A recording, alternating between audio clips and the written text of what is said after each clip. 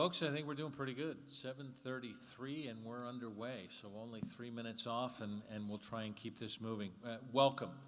Thank you all for being here, Mason City School Board Candidates Forum. On behalf of the Mason-Deerfield Chamber, we'd like to thank the Mason City Schools for hosting us this evening to the recently renovated middle school. I am Brad Johansson, current anchor at NBC4 in Columbus. Some of you may remember me 26 years at Local 12 here, and a 23-year member of the Mason community. So I have vested interest in this as well. And this is Erin. Yep, and I'm Erin Glenn. I cover Butler, Warren, and Claremont counties for the Cincinnati Enquirer and for Report for America, which places emerging journalists in undercovered areas. Lead the way, Erin. Yep. We'd like to thank Charles Galvin, Melissa Kramer, Ian Orr, Matt Steele, and Connie Engling for being here with us this evening and for their interest in serving our schools. Thank you to our citizens who have joined us this evening and for those of you tuning in the comfort of your own homes as you evaluate which 3 candidates you will cast your vote for this election season. The Chamber did not receive a response from candidate Debbie Williams on attending this evening. Additional information on all candidates can be found on the Chamber's website at madechamber.org, as well as on the Facebook page. Decision made 2021. ICRC-TV is here filming the forum and will also be broadcasting live on their Facebook page. There is also a schedule of playback for watching on television posted on the Mason-Deerfield Chamber Facebook page and website. The format for tonight, we're going to begin with opening comments from each candidate. They will each have 2 minutes, starting in alphabetical order. We will then go through a series of questions. Each of you will have a 60-second response time. Once all of the candidates have responded to the question, each candidate will have the opportunity for a 30-second rebuttal if time allows. Moderators also will reserve the right to ask follow-up questions. We will end the forum with a 1-minute closing statement from each candidate, and there will be a 10-second time card warning. And then when your time is up, you will hear a bell. The forum format and the questions were provided to the candidates in advance. We will begin with opening comments from our candidates for Mason City School Board. Beginning in alphabetical order with Mr. Galvin, you have 2 minutes, and please include why you are running for office. Brad and Erin, thank you very much for that introduction. Good evening to everybody who's here, and thank you to the Mason-Deerfield Chamber for hosting tonight's forum, as well as Brad and Erin for moderating. My name is Charles Galvin. I grew up in Westchester, Ohio, not far from here, attended St. Xavier High School and Xavier University, where I met my wife, Natalie. After graduating from Notre Dame Law School, I returned home to Westchester and started practicing law at Frost Brown Todd, where I still work today as a member in our government services, business litigation, and appellate practice groups. I've represented a number of private and public clients in litigation all over the state of Ohio in state and federal courts, including school districts. Part of my practice also involves serving as law director for elected officials and top administrators of various local governing bodies. Today, I'm the proud parent of a current Comet who attends Mason Early Childhood Center, a future Comet who will attend Mason Early Childhood Center, and a soon-to-be Comet due this coming January who will have more green and white onesies than she'll ever be able to wear. I also happen to be the president of the board and nearing the end of my first 4-year term. For the past 4 years, I've worked hard to reward the trust that Mason voters invested in me by focusing on the core functions of our district while keeping students, teachers, and taxpayers at the forefront of all my decisions. I'm running for re-election because serving on the board has given me more than I deserve. The past 2 years in particular have been unprecedented, not only in Mason, but across the country. I've had the privilege to sit in the center seat at our meetings and work closely with our superintendent, treasurer, and fellow board members in both peacetime and under crisis. I've gained valuable insight not only in how our district operates, but also how our community feels about important issues. Simply put, Mason voters have invested 4 years' worth of institutional knowledge in me, and I want to continue paying that investment forward for the benefit of our students, staff, and taxpayers. I look forward to sharing more of my vision for our district with you all tonight and hope that on November 2nd, you'll help me galvanize Mason schools with your vote. Thank you. Hello, my name is Melissa Kramer, and I am a first-time candidate running for Mason School Board. I would like to take this opportunity to thank the Mason-Deerfield Chamber for hosting this event, and I'd also like to thank the moderators and audience for being here. I've been married to my husband, Chris, for 26 years. We have 3 sons, Grant, Peyton, and Colby, all of which graduated from Mason High School. I work as a national account executive for Cincinnati-based Links Unlimited, and our family attends the Mason campus for Crossroads Church. School board members, I decided to run for school board so that I could give back to the community that I love and has been so good to our family. I believe in service and have always been involved in volunteering and serving where needed. We love Mason, and we realize a large part of what makes Mason great is the Mason School District. Our boys had exposure to highly qualified and dedicated educators, rigorous academics, excellent enrichment opportunities, and state champion athletic teams, all of which gave them an abundantly well-balanced baseline to prepare them for college and beyond. School board members are stewards of our tax dollars, and over 70% of your property taxes go towards your public schools. This means that each and every citizen in our community who pays property taxes has a vested interest in the public schools. If elected, I will seek to steward our community tax revenue responsibly. Again, thank you for having me, and I look forward to answering questions. Thank you to the Mason-Deerfield Chamber for hosting us and giving the community an opportunity to hear from the people who would love to serve in the capacity as a school board member. Thank you, moderators. I did want to take a moment to pause and reflect on the life of General Colin Powell, who passed away today due to complications of COVID-19. He's an American hero and answered the call to serve honorably and with dignity. And I want to thank him for his service, and may his memory be eternal, and may his loved ones find peace and comfort in this time. My name's Ian Orr, and I'm a candidate for Mason City School Board. I've been married to my wife, Jessica, for 14 years now, lived in Mason for 14 years, and we have 4 children. EJ graduated in 2013, Maya graduated in 2017.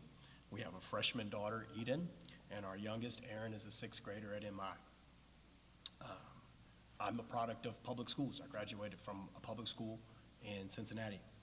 So I know what a great public school education means in the life of our students and how the staff members can make a deep impact on those students.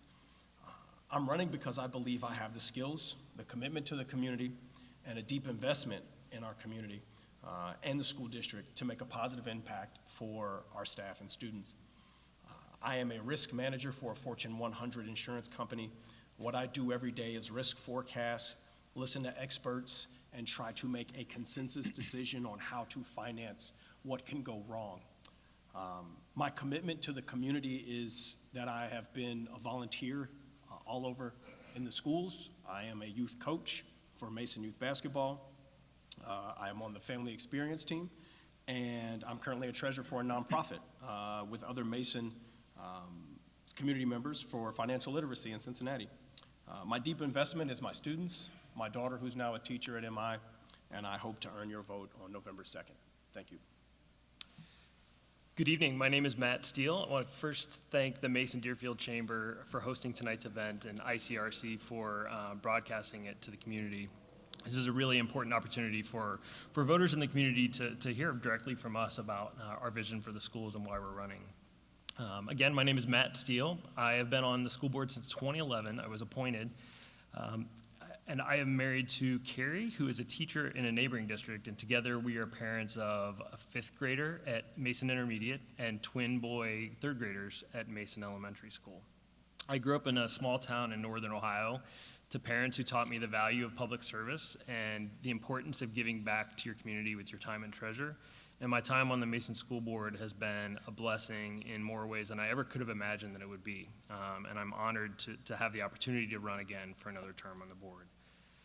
Very briefly, why I'm running, it's simply to maintain a consistent vision and stability, to make sure that we have Mason quality education for generations to come, for all of our students, all of our kids who are in the buildings now, and for future generations. That kind of stability and consistent vision with a long-term vision of where we want to go helps us to do things like maintain excellence through cycles, the ups and downs of economic uncertainty, different kinds of uncertainty in the world.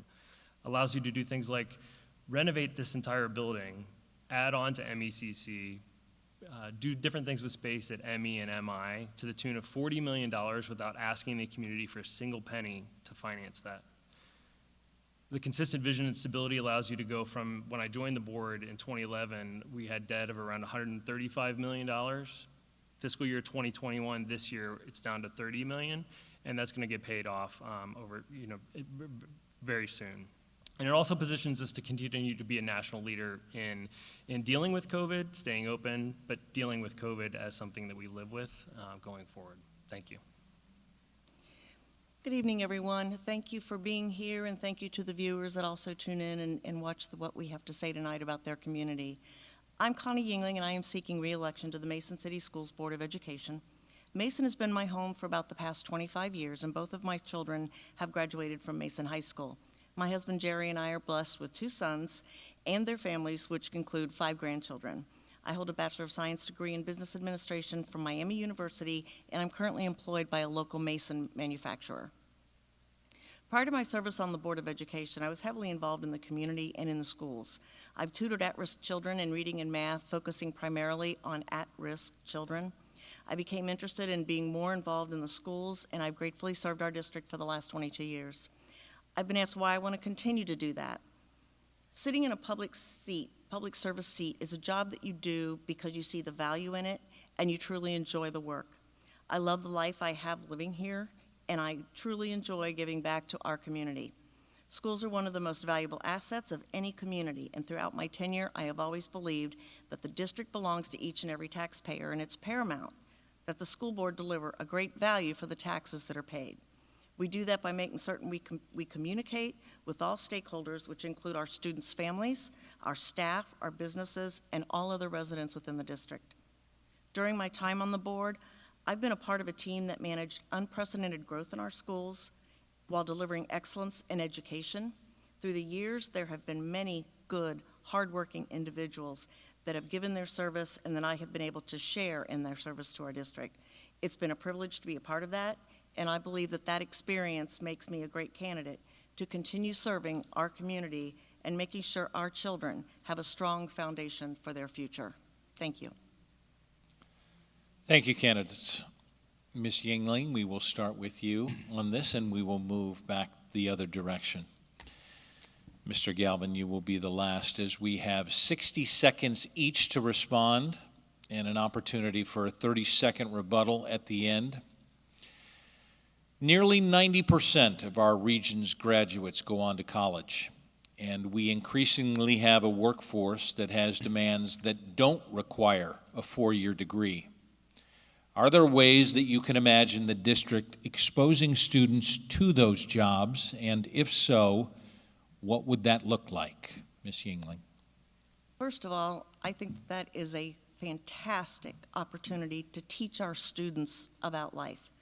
The market has driven a lot of the jobs that we're discussing that do not require college education. It's driven the wages higher and higher. I was talking with someone who's affiliated with the King's Auto Mall, and what a car technician makes today, I think would surprise probably most of us. And I think the biggest challenge and the biggest task that we must succeed in is creating awareness with our students and with their families when they decide what they want to do in their future. We need to make sure that they are looking at all opportunities, even the so-called non-traditional ones that perhaps their parents took by going to a 4-year college.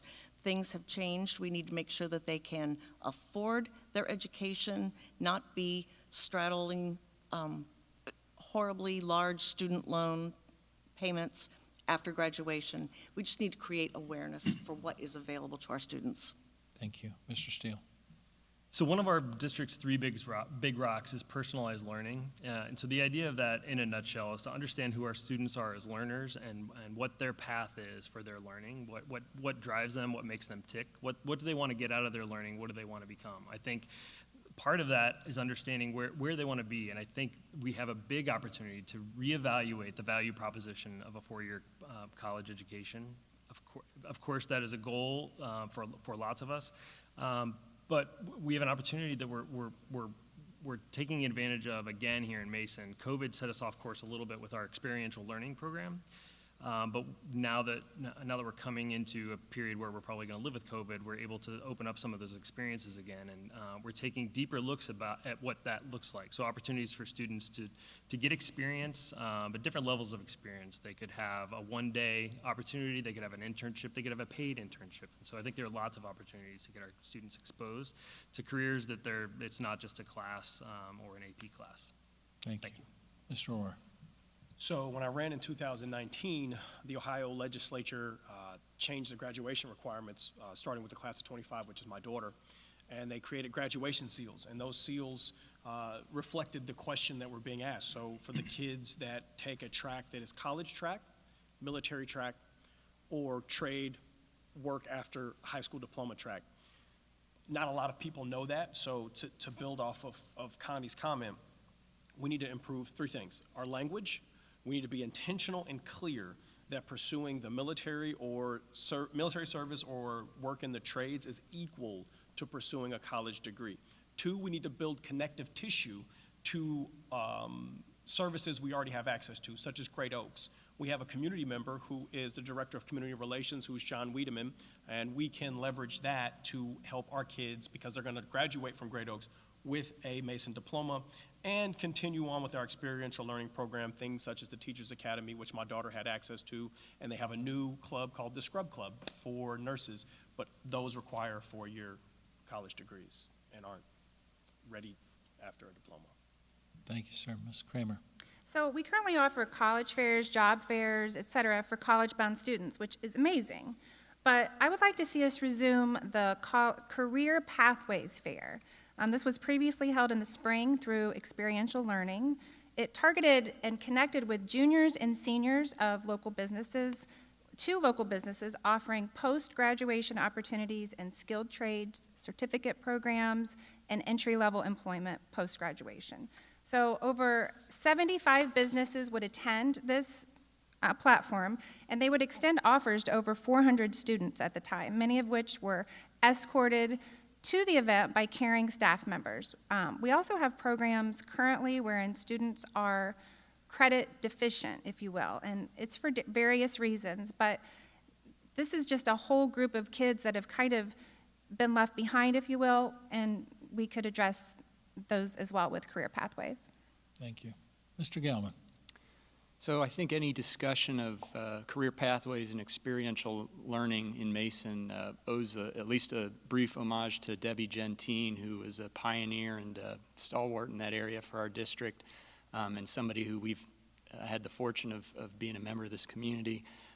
Unfortunately, COVID, has it sidetracked us a little bit there, as well as the rest of our small businesses in the community and other partners that we use to pair up with that program. But I'm looking forward to seeing that program revitalized and revamped. We've got a great new energetic person that is heading that up now with Ms. Gentine's retirement, Deanna Hogenkamp. And for anybody who's interested in learning more about that program, I'd encourage you, whether you're a business in the community or a parent of a student aspiring for different exposure, to reach out to her. But we do also have great opportunities. We've got a great partnership with Great Oaks. And I think there's a lot of opportunity for us as a district to pioneer some new teacher academy-like, nursing academy-like, and other programs like that in our district.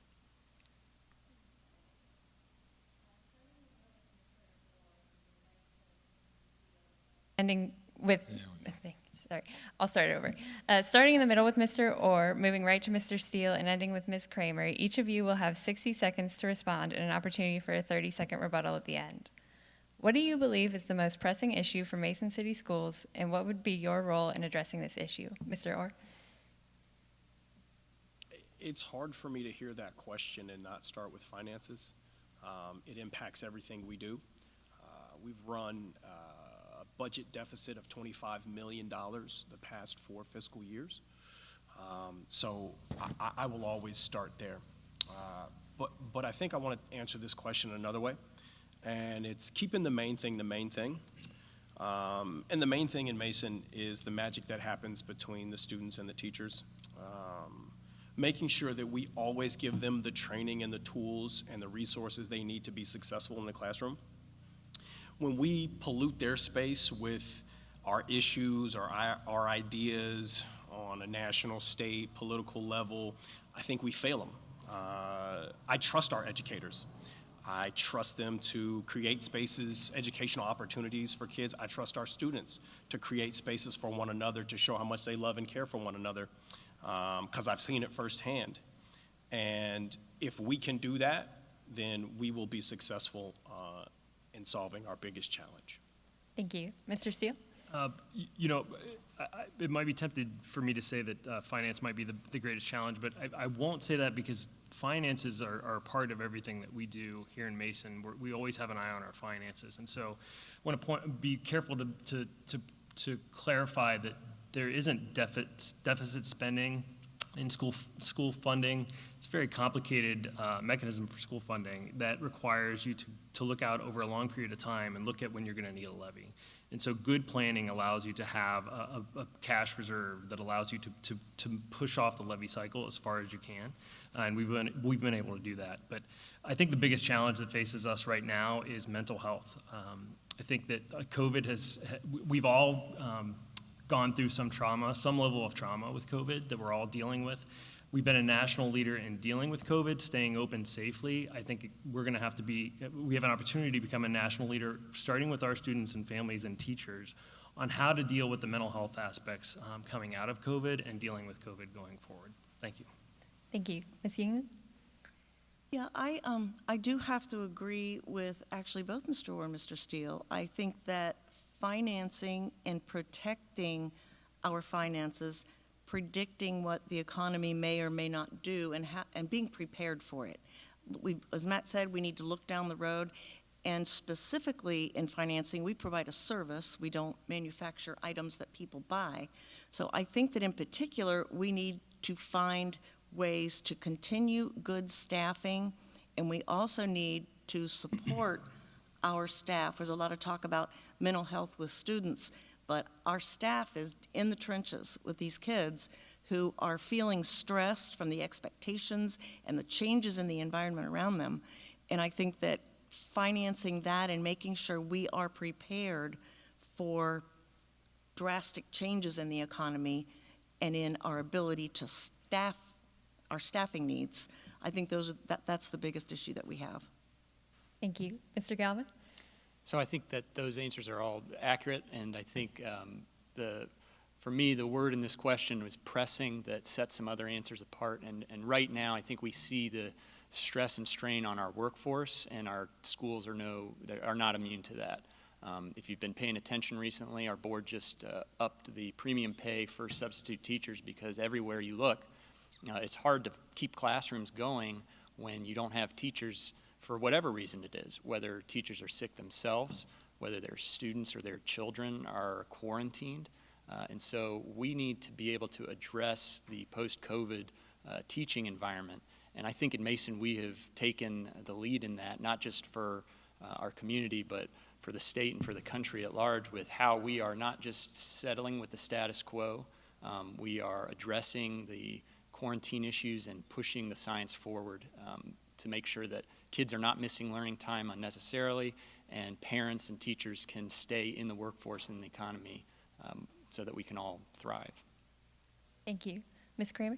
Yeah, I actually agree with everything that every single candidate up here said. And I spoke with a lot of teachers, and they also suggest an urgent need to focus on staffing for teacher shortages. And not just teacher shortages, but the support that's there in case they can't be there. I know a lot of moms who volunteer to be substitute teachers, and as Charles said, they have recently upped the pay. I think it's just temporarily, but that's helped a little bit. But I know they even go sometimes for their day of substitution, and they're not even filling the role that they agreed to. They're being pulled off and going to different classrooms, and there's a lot of strain on the teachers, but also the support staff for substitutions and bus drivers. And I know the district's been creative with coming up with options to fill those, which I think is great, but it is definitely pressing. Thank you.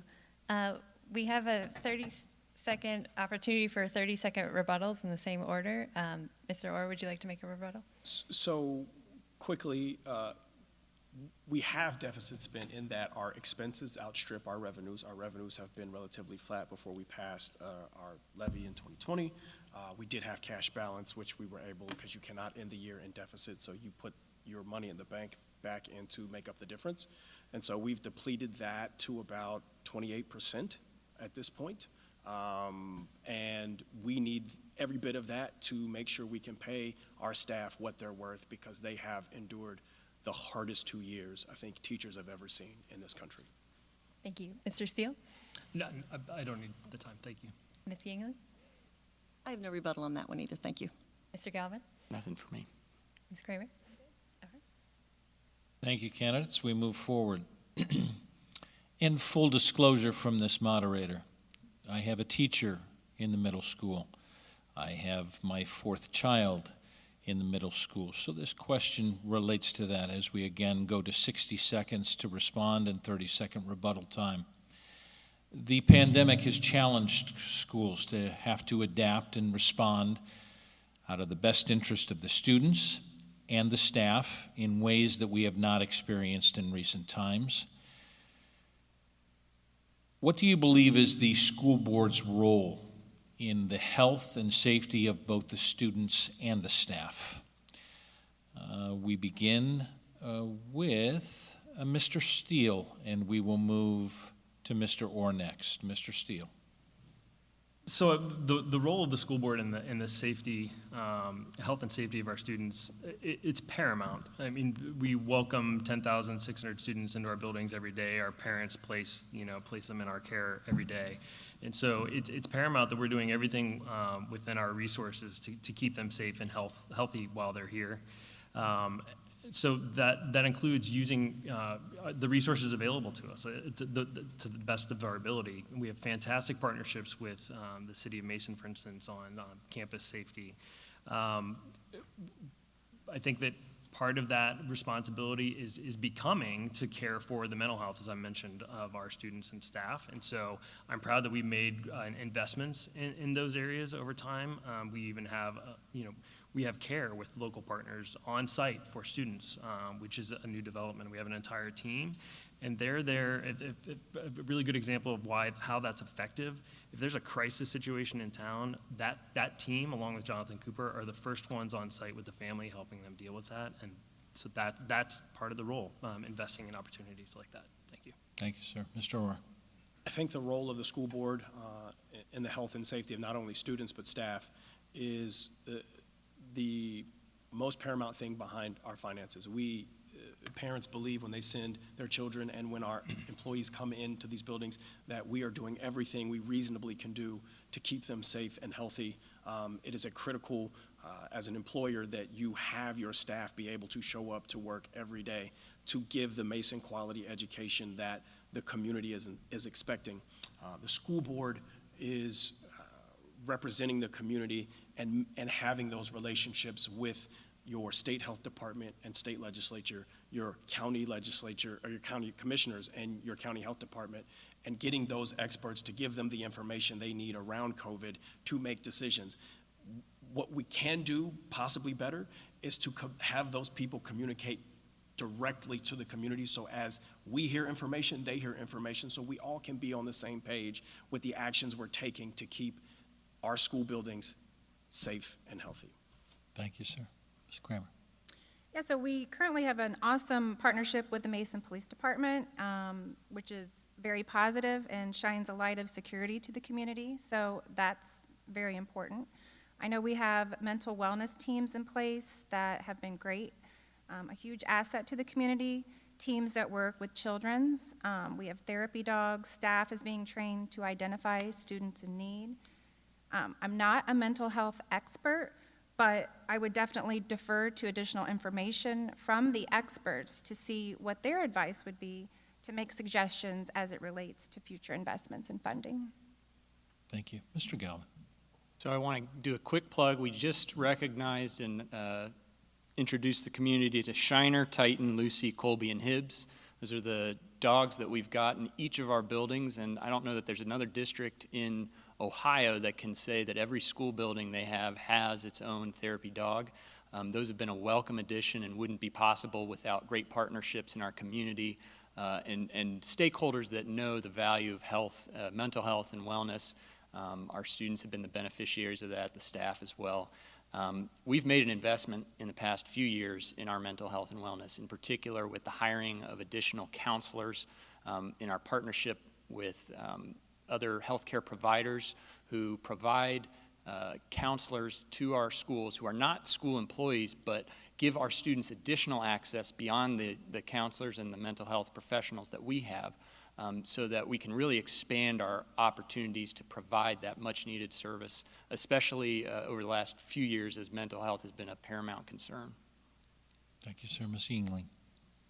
The therapy dogs are a great example of how Mason consistently has a staff that is innovating and looking for new ways, better ways to do things. I think we do a lot that's good in Mason, but I really want to give our staff the credit for being innovative and being determined at some of these unique options that we've put into place. Mental health was a focus of this district long before COVID, and I'm so glad that it was. The unfortunate events that take place almost weekly in this country that threaten the safety of our students and our families across the country, it's very unnerving, and I am greatly appreciative of the innovation that Mason uses to partner with police, partner with the health care, partner with the experts, I meant the health department, partner with the experts to serve our families in a better way than anyone else. That's our goal. Thank you, Ms. Yingling. 30-second rebuttal time for all candidates who would need. We start with Mr. Steele, should you desire. Yeah, I'll just say quickly that on the notion of transparency and communicating with experts that we rely on, I think part of the challenge for us in the past year is navigating a very confusing landscape and very confusing messages from experts in health, as schools are not experts in health, we're experts in education. We're not, the staff are. And so I'll give credit where credit's due to our superintendent and our administrative staff and our staff of really standing for our community and asking for clear data and a clear message that we could make decisions on. So I just wanted to mention that. Thank you, sir. Mr. Orr. I think the investments in student mental health have been fantastic. What I want to make sure that we don't leave out of that equation is the mental health of our staff. Again, this 2 years have been so hard on them, from transitioning to being in a building to learning how to teach over Zoom as much as one can learn to do that. They have gone through a trying time, and we need to make sure that we are investing in them, getting them the help they need, the rest they need, the training they need, so that they continue to deliver Mason quality for our students and community. Thank you, sir. Mr. Kramer. Ms. Kramer, forgive me. I couldn't agree more. And actually, in talking to teachers in our community, the thing I think we forget is a lot of them have students who also, so they're dealing with everything. They're like one teacher, for instance, her son tested positive for COVID, so he had to be out, and then the other child did, and so then she's trying to rearrange, and I could tell she was frazzled. And these teachers need support. They need to make sure they get the support and they know they're supported from the community. Mr. Galvin. I think that the past 2 years have condensed whatever anybody ever expected to be a reasonable timeline in terms of things like communication and conveying important and complex ideas, synthesizing a lot of information down to the community. And so I think that something that just at the end of the day, even with just 5 board members, it's tough for us to all communicate with one another all the time. And at the end of the day, the question comes down to trust. And do you trust the people who you put in the position to make those decisions? And if you do, you need to trust, hopefully, the rationale that you may or may not have the insight to. But if you also want to find out that rationale, absolutely reach out to us, contact us, and we'd be happy to explain it. And finally, Mr. Yingling. Yeah, I completely agree that the focus needs to be on our staff and our students and our families. There are times that our families are at their wits' end, and if you are a teacher and you have been asked to go through COVID and you think that, well, you know, they're still teaching even if it's online, it's a very different environment. And it was a large expectation. I believe our staff succeeded at it. Thank you. Starting with Ms. Kramer and then moving left to Mr. Galvin and ending with Mr. Orr in the middle, each of you will have 60 seconds to respond and an opportunity for a 30-second rebuttal. Given Mason City School District's Big Rock priority of inclusiveness, what do you feel is the role of the school district in diversity, equity, and inclusion? Ms. Kramer? So my answer to this question is pretty basic. I think that every single student should feel accepted and included. And it's the role of the board to make sure that we are reviewing and putting in place proper educators who are there to make every single student, when they're in the presence of their educator or administrators or staff, heard, listened to, and understood, and safe. It's pretty basic, but it's very important. And in addition to that, they need to know that if they don't feel safe, that they understand that they have a recourse and they understand how to report that. Thank you. Mr. Galvin?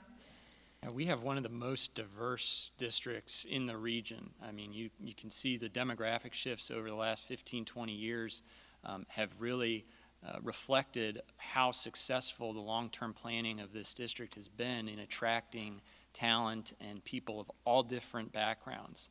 So as a district, I do believe it's incumbent on us to make sure that we embrace the different people and the different communities that are choosing Mason to come here, and also that we maintain our focus on the long-term planning and the success that drew them here in the first place. I agree with everything Ms. Kramer said. I think it's important that we create a culture that reflects empathy, that students, you know, are embracing one another regardless of background or differences, and likewise that our staff are embracing the challenge of learning to understand from one another. And to steal a line from Ted Lasso, that we encourage people to be curious and not judgmental of one another. Thank you. Ms. England? In Mason, we have what we call the 3 big rocks, and one of them is culture, and another is personalized learning. And I think in this regard, every single student and every staff member in their role needs to feel supported in their personal style of learning.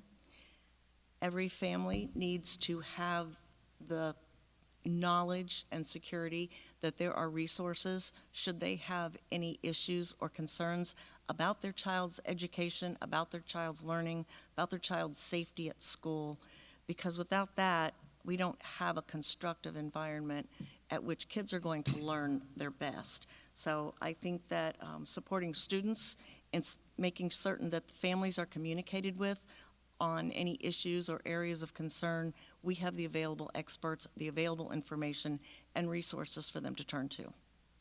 Thank you. Mr. Steele? And the items that are paramount to a school board and a district to provide for all of their learners is to provide an environment where every learner is safe, supported and valued, supported to accomplish everything that they dream to accomplish. That can only happen if we understand who our students are and what their experiences are and what their experience is like in the classroom. And simply put, we had a few incidents a number of years ago that demonstrated that we were falling a little short in understanding what the experience of our students are in a diverse district. And so I'm proud that our board invested in inclusive excellence as a focus and professional development for our teachers, doing what we can to make sure that we are getting closer to the goal of having an understanding of what the experience might be like for somebody who doesn't look like you, and how that impacts their learning, how that impacts their sense of safety and belonging, which those things are key to the mandate, key to the mission of learning and an educational atmosphere. Thank you. Mr. Orr? So you've heard a lot of Big Rock weaving into this question. Diversity is us being vocal about each learner and staff member showing up to the buildings every day just as they are. They're welcome to show up just as they are. When we move to inclusion, we set the tone as board members by setting a culture that says you don't have to change who you are to show up in the classroom ready to teach or ready to learn. It is embracing that culture. Equity is firmly under the personalized learning that we do in Mason, giving to each student what they need to reach their full potential. If they need additional para support, then we make sure that they can have that. If they need a 504 or an IEP, we make sure that that's available to them. So it is really, this question gets to the core of what we do at Mason City Schools every day for not only our students, but our staff members as well. Thank you. Now for the candidates who wish to make a 30-second rebuttal, we'll start with Ms. Kramer. Mr. Galvin? Nothing for me. Ms. Yingling? Yes, actually, I'd just like to emphasize that the goal of being educated in Mason, for me, is making sure that each student maximizes their own individual potential. And that's important because people are different. Personalized styles of learning are different. And we talked about the job market. Some kids like to work with their hands, and that's okay.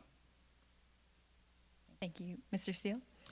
Yeah, just very quickly, I just want to emphasize, I mentioned this, but, I'm proud of the investments and the work that we've done, but by no means is the work done. I mean, we don't understand the story of every one of our learners yet, but we're making investments and allowing for windows and doors in the classroom and for students to see themselves reflected in their learning environment around them. It's going to take time to be where we want to be, but I'm excited about the investments and the work that's being done. Thank you. Thank you. Mr. Orr? I think I want to shout out Soraya Smith for being a dedicated employee who is literally buzzing around this district, helping to get our staff trained in this space so that they can deliver these experiences for our students and they can grow themselves and become better educators. So Soraya Smith, thank you for all you do. Thank you, candidates. To end the forum, we are going to give each of you a 60-second concluding statement. We will start with Ms. Yingling and then with Mr. Galvin. Connie?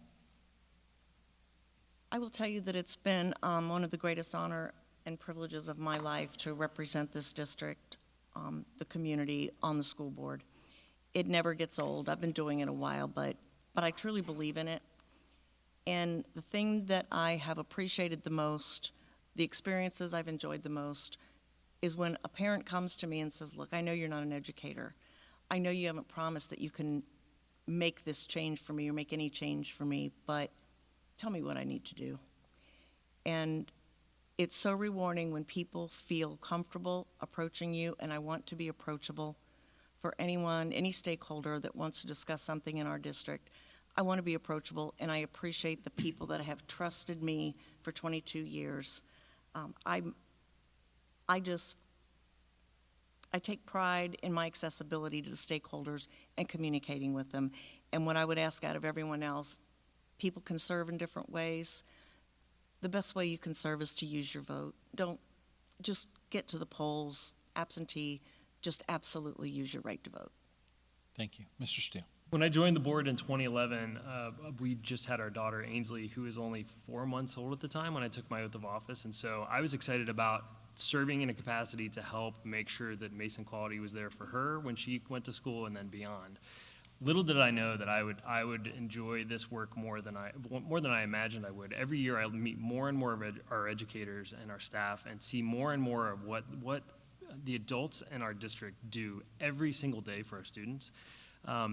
That's one of the joys of this role, is being able to see that. I wish our community could see more of it, because the things that are happening in our schools, from the moment our kids get on the bus until the moment they get off the bus at the end of the day, they have been with adults who pour into them every single day. I'm honored to have an opportunity to ask for your vote to help make sure that Mason Quality, that experience continues for years to come. I think we've done a good job, and I ask you to keep us going. Thank you. Thank you. Mr. Orr. So I ran for this position in 2019 before the world turned upside down, to borrow a phrase from Hamilton. And here I am back in 2021. I hope that gives our community some indication of how serious I am about representing them on this board. I would consider it an honor of a lifetime to be elected to serve you as your newest Mason School Board member.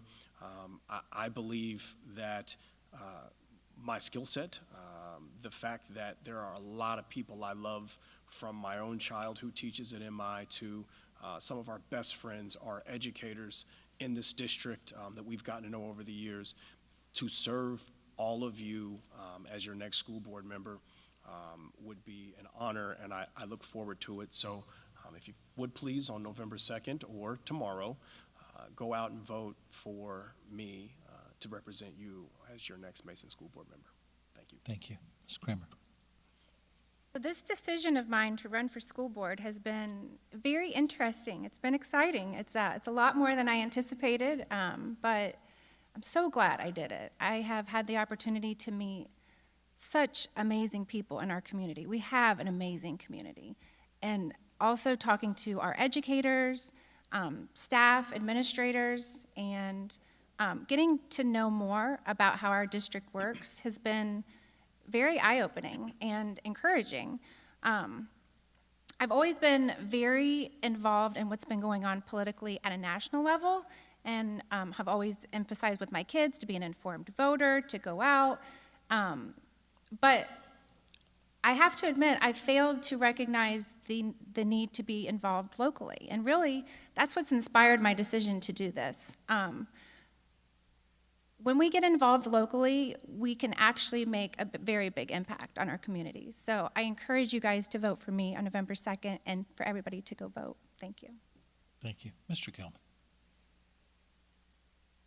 During my time on the board, we've executed on our facilities master plan to renovate the Mason Early Childhood Center, Mason Elementary, Mason Intermediate School, and here in the Mason Middle School. Thanks to long-term planning from prior boards, we were able to finance this project with over $33 million from the Ohio Schools Facilities Commission, over $8 million in savings from our Permanent Improvement Fund, and most impressively, no new taxes. We also passed the first operating levy in over 15 years in this district to ensure Mason quality continued on despite the unpredictability of COVID. And we also bid a bittersweet goodbye to Western Row Elementary, but also ensured that it would maintain as a center for learning in our community by a partnership with the Warren County Educational Service Center. These things I'm proud of, and as a board member, I can promise you that I will intend to continue working towards responsible fiscal stewardship, but also building relationships with every member of our community, and I hope that I've earned your vote on November 2nd. Thank you. Thank you, candidates. Thank you, candidates, for joining us this evening and for your dedication and willingness to serve the schools and the community. The Chamber would also like to thank Huber Flagel, who sponsors the Chamber's advocacy programs and makes events like tonight possible. As a reminder to the community, this forum will be available through the ICRC-TV and Made Chamber's website and Facebook pages. We encourage the community to get out and vote on November 2nd. Now we're going to go through a stage change-up, and we invite the candidates for Kings Local School Board to join us by making their way to the stage. We'll get started as soon as possible. Thank you, candidates. Thank you, guys. Thank you.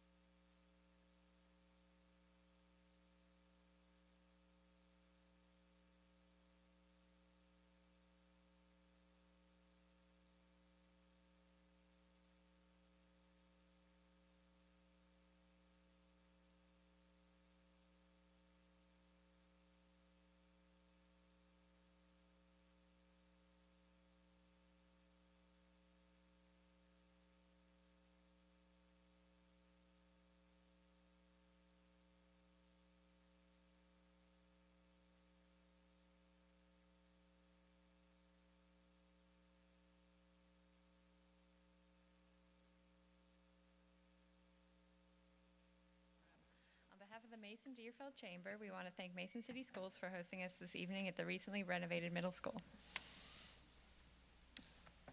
Would you like to introduce yourself, Erin? Sure. I'm Erin Glenn. I cover Butler, Warren, and Claremont County for the Cincinnati Enquirer and Report for America.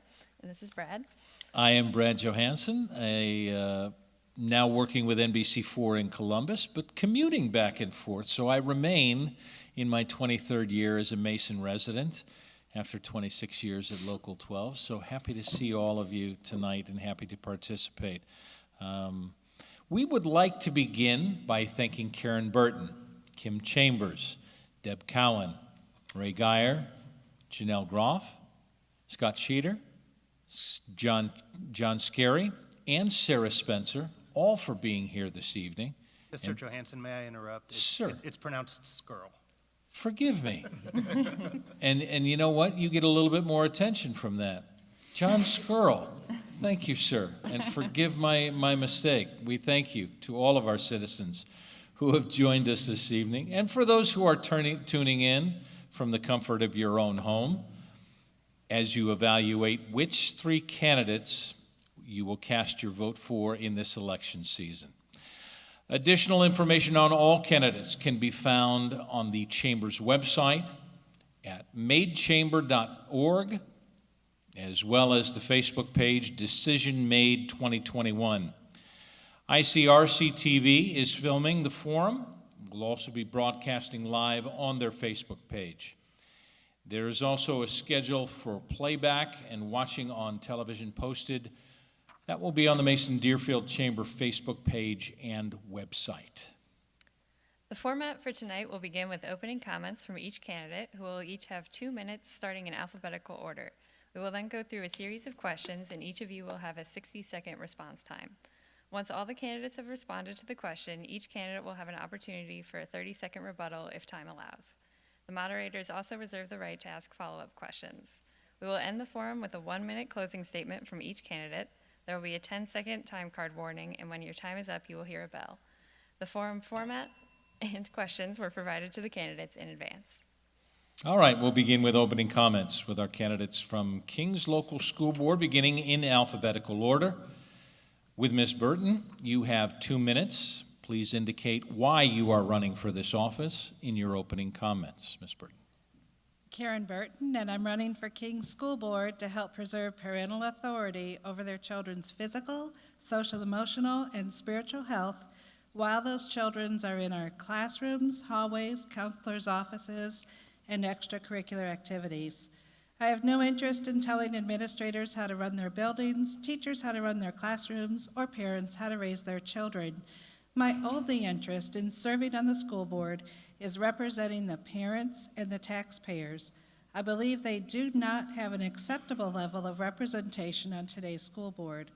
I plan to do this by reviewing and revising all policies that infringe on parental rights, and there are several, holding town hall meetings where parents and taxpayers can dialogue with the school board about the issues that matter to them most, reviewing every variable expense line item to identify expenses that might be cut without impact to students, holding board members accountable for discussing board business in public so everyone can understand why particular decisions are made. When time comes to negotiate a new teacher's contract, you can rest assured the teachers' union has not endorsed me as they have John, Janelle, and Deb. While many of my opponents pledge to represent the teachers and work directly with the teachers, I pledge to represent parents and taxpayers and work directly with you, fellow board members, the superintendent, and the treasurer. All of this is only possible if you vote for Karen Burton and Ray Geyer and Scott Sheeter. We will work for you. Thank you. Mixed Chambers. Good evening, I'm Kim Chambers. One of the questions raised when I began running for Kings is, what does a stay-at-home parent bring to the school board? Aside from my bachelor's degree in psychology from NKU, education has been a passion of mine. From my work at the Cincinnati Museum Center as a teen, to Cincinnati Union Bethel's Head Start, to Kings Area Girl Scouts. Having been in the Kings District for over 4 years, I'm active in the schools, including my daughter's PTOs and the Kings Diversity and Inclusion Task Force. In the community, I serve not only as the adult advisor to the Leela Alcorn Memorial Library, but I am also the King Service Unit Chair for Girl Scouts, among several other roles. To say education is a passion might be an understatement. There's a lot of work to be done in the Kings School District, and I'm ready to step up to the challenge. My daughters are in the classes of 2026 and 2028, so the decisions made today affect my family tomorrow. And I understand what it's like to raise kids in 2021. Having been in failing school districts as both student and parent, I saw the progression and its effects on the surrounding community. So I bring a perspective of what we should avoid. Being a diverse parent of diverse children, I also bring a voice to the void as well, to help all of our students complete a quality, well-rounded education with the skills needed to lead our diverse world. As a school board member, I want to bring more accessibility of the schools to the community. Living as a voter and parent in 4 districts, there's not a single instance where I was reached out to by my school board without me making the initial contact. We had failed attempts at bonds to address our ever-growing student population and our need for growing space. We're missing something, and I want to find out what that is, so we can find good long-term solutions to this issue and others. Part of that will include Meet Me Mondays, where I will be at various locations throughout the community and have conversations about our schools. I'd like to take a moment to thank the Maid Chamber for organizing this and for everyone attending in person or online in an effort to become better informed voters. Life in the Kings community is good, but it can be better. Why shouldn't it be? What we want starts at our fingertips with a single vote. Thank you. Ms. Cowan. Hello, I'm Deb Cowan, and I am running for Kings Local School Board. I'm a 20-year resident of Kings, and I have 3 children. All of my children attended Kings Mills Elementary. My youngest actually started at Kings as a 3-year-old in preschool, and she went all the way through till graduating in the class of 2016. She'll be embarrassed for me to say she is in the audience today, and she's hiding her face. So prior to moving to Ohio, I lived in many states, including Texas, where I earned my Bachelor's of Science in Education from TCU. I was a classroom teacher in both a public and a private school. Gave me a great insight to education and the needs of our teachers, and I still carry that love of education with me today. I've served the community in many capacities since living in Kings. I'm very fortunate to live in such a great community. We all are. I currently am on the school board, where I was recently elected by my fellow board members as vice president. Aside from that, I served on the district parent council for 10 years, and coming full circle on the board, I am now the board representative on the district parent council, which I think is awesome because it's such a great group of people. Besides that, I am an elected trustee in the Riverwalk Homeowners Association, and I've been on the Kings Soccer Board for over 20 years. I've been the referee coordinator for over 10 years. I've had the privilege of coaching over 25 girls' teams in our community, including one who had a game tonight. Go Firecrackers. I'm very proud of them. My goal in anything I do in the community is to make a positive impact. I feel like I've done that as a board member. I would like to continue to do that because Kings is an amazing place, and I'd like to keep it that way. Thank you. Thank you. Mr. Guy. Good evening. I'm Ray Geyer, and I have only lived here for a couple years in this community. My wife and I moved here because this is a great community to live. I'm running for our school board because I want to represent all of our residents to keep Kings Schools a top-notch school district. I want our students to excel and to be our future leaders of our great country. Both my children graduated from college. Both have great families and awesome children, and I look forward to their continued development. I have over 30 years in the military. I live and breathe dedication, duty, honor, and patriotism. I have 2 professional degrees, one in mechanical engineering from the University of Dayton, and the other an MBA with a minor in contract management. I've been deployed to the Middle East and have experienced firsthand the lack of diversity and inclusion in foreign lands. I've led many organizations successfully, budgets from thousands of dollars to over $16 billion. I've had staffs of from 50 to as much as 800 personnel, well within the scope of King's budgets of 58 to 78 million and 478 professionals. Why am I running? CRT concerns me. We must keep these concepts out of our schools. They provide no value to our children, teachers, or community. Our fiscal situation also concerns me. We need to understand where the dollars are going, come up with options that reduce our costs, but keep the same level of education for our students and give our teachers the tools they need to provide that education. I bring to the table drive, planning, tracking, and completion, holding people accountable in a teamwork way without being authoritative or micromanaging. I'm adaptable. If things get out of whack, I guide and advise the development of alternative solutions with the superintendent in charge. I'm understanding and have the ability to hear and understand your concerns. If my skills and abilities or thoughts are what you need for a candidate, I appreciate your vote. Thank you. Thank you, sir. Ms. Groff. Yes. First of all, I'd like to thank Brad and Aaron for moderating for us, and I'd also like to thank the Mason-Deerfield Chamber for hosting this event tonight. I'd like to just start and tell you a little bit about myself. My name is Janelle Groff. I'm a 6-year resident of Kings Local School District. My husband and I moved to Kings because of Kings schools. So to say I'm passionate about schools and in our community is to just say it lightly. I have 2 kids in the district. Both are in high school, and we have worked our way all the way through South Lebanon Elementary, Columbia Intermediate, the junior high, and now the high school. I also am an academic coach, and I work for Greater Ohio Virtual School. An academic coach, somebody explained it the other day kind of to me in a way that I didn't think of it before, but I'm an online mom. I'm there to keep these kids motivated and excited about learning, and also give them a little kick when they need it as well, because online learning is not easy. Some kids flourished over the last 2 years on online learning, and then some people do it because they're at risk, and we're trying to help these kids get through graduation. Why am I running? I'm running because I love this school district, and I want to keep it strong. The nice thing is we're not dealing with a broken school district. We're just trying to keep it as strong as it has been.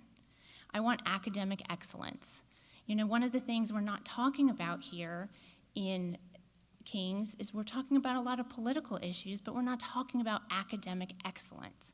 And we want these kids to grow up to be great citizens of our country. What sets me apart from other candidates is I'm in touch with what's going on in the schools. I am there. I have served as staff appreciation chairperson for 3 different schools, and I know all the teachers. So if a teacher wants to endorse me to be their candidate, I'm honored. I've been in 4 of the 6 schools, and I know all of the staff, and I'm passionate about teachers. I want to work on Kings issues and not political agendas, and I'm here to serve everyone. Thank you. Mr. Sheeter. Thank you. And again, my name is Scott Sheeter. Being a 20-year resident of Kings, I have a passion for this community. I want to ensure that all the students receive the best possible education they can. With my 32 years of accounting, tax, financial, and leadership experience, I am highly qualified for this position. First off, I'm willing to fight for Kings. As has been publicized by one of my opponents, I was at an anti-CRT rally in Columbus on September 21st. I was fighting for Kings because our board won't stop CRT. So I was there fighting for us. Part of those efforts of being there helped for the rescindment of Ohio Board of Education Resolution 20, which is not good. It's not anti-racism. It promotes racism and equity. It's not good. I am glad it's gone. Why am I running for King School Board? It is the platform I share with Karen and Ray. It has 4 main pillars. The first is we want to teach pride in America. We want to get all the anti-American speech out of the King schools.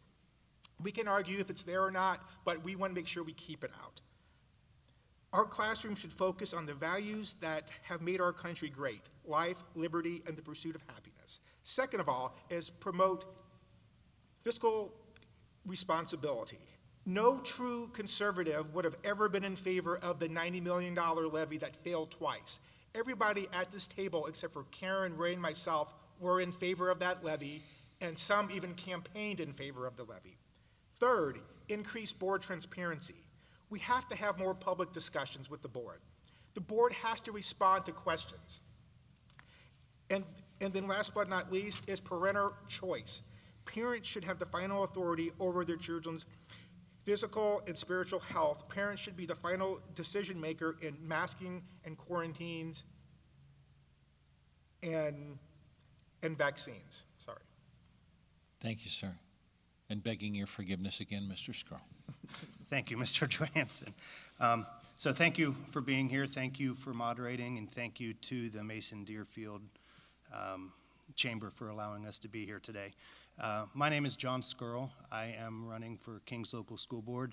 I am a 19-year resident. I have moved here with my wife back in 2002. And when we moved here for the schools. We knew that Kings had a reputation of being a strong school district. And when we moved here, we didn't know a soul. So it was a little rough getting here, but over the past 19 years, we have fallen in love with this community. We have fallen in love with these schools, and I see some of my greatest friends in this community. I do have 3 children in our schools. I have a senior, I have a freshman, and I have a 6th grader. We have been in all of the schools except for SLE, and I must say that we have had a wonderful experience in all of those schools.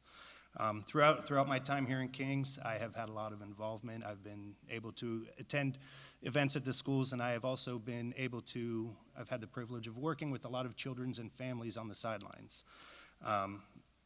Why am I running? I have actually considered running for school board for a few years, but seeing where we are right now, we are at a crossroads in Kings Local Schools, and I figured what a better time than now to put my hat in the ring for this. What makes me qualified? I have a master's in business administration from the University of Cincinnati. Working as an accounting manager, I bring strong financial background as well as management experience, which will allow me to collaborate well with others and work with others within the community. I am fiscally conservative with a common sense approach, and I want all of our taxpayers to benefit from high property values, while also being in a high-functioning school district where academic excellence is key. And I just want to help keep Kings strong as we move into the future. Thank you. Thank you, sir. Ms. Spencer. Good evening. Thank you, Aaron and Brad, for being here and for the Chamber for putting everything together. My name is Sarah Spencer. My family and I have been 13-year resident, we've lived here for 13 years. My oldest son began at KME as a 2nd grader and went through his junior year. He only had 1 class left. He was a bit of an overachiever, and so he chose to take that online class with Govs and finish up very early. My 2nd son is a senior, and my 3rd is a sophomore. We have loved all of our buildings and all of our teachers. I can't pick a favorite. I've said each stage has been my favorite as they've continued to grow. I believe in the next generation. Our students are going to be our future leaders and innovators. I believe that our schools must be a safe haven for each and every student in the district each and every day. Every classroom, cafeteria, bus ride, extracurricular activity, and playground must create spaces for our children to grow not only in knowledge, but as kind and compassionate young people. I believe that our administrators and teachers want this as well. Our teachers are not just invested in the classroom in front of them, but in every class that they have taught. I have had the privilege of seeing our teachers not only get to know our kids, but then they pass that knowledge off onto the teachers that are going to get them for the next year. They genuinely care about our students. This is the kind of dedication that allows our students to feel safe, known, and even loved. And I want to be a part of supporting our teachers to do just this. I want to be a part of the process and helping Kings to be one of the greatest schools in the area. I want for all of our residents inside our district to have the knowledge needed to help us make wise decisions for the future young men and women that are going to grow up inside of this community for years to come. I've spent the better part of my adult life serving families and educating adults from an array of backgrounds on different topics. I'm not a stranger to figuring out what communication and teaching methods work best for different people. I believe that every child needs to be known for who they are and supported right where they are. Thank you, candidates. Starting with Ms. Spencer and moving back to Ms. Burton, each of you will have 60 seconds to respond and an opportunity for a 30-second rebuttal at the end. What do you believe is the most pressing issue for Kings Local Schools, and what would be your role in addressing this issue? Ms. Spencer. We have lots of challenges, but I believe that communication is half the battle. Allowing our community to know and understand how to keep moving forward is essential not only for growth, but for new opportunities and advancement. We're only as strong as our weakest link, and families want excellence in education. They want a wide array of opportunities for their children to experience, both in school and in the community. And taxpayers without children also want those same opportunities.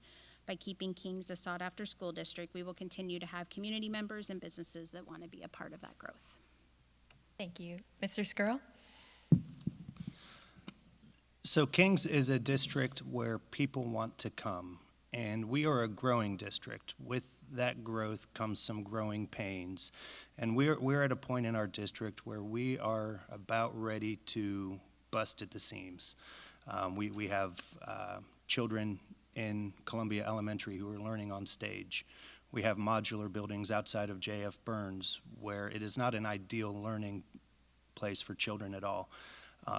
Walking throughout our high school, hallways are very crowded. So we definitely need to address the growth. There are new developments going in our district, and frankly, we don't have the facilities to keep all of these kids in a great learning environment. So what we need to do is take a good hard look. Yes, we did have 2 bonds that failed, and yes, I did support them. But however, I think if we take a good hard look at those and see what kind of changes can be made to pull it back a little bit to address this growth and have the best learning opportunities for our children. Thank you. Mr. Sheeter? Thank you. I think the most pressing issue that we're facing right now is our financial situation. We're almost at an impasse where do we want higher taxes? Are we getting the right value received for those taxes? Kings right now has the second highest effective tax rate in Warren County behind Mason. That can be debated, is that good or bad, but we're gonna have to spend money, absolutely. We need an operating levy in the near future.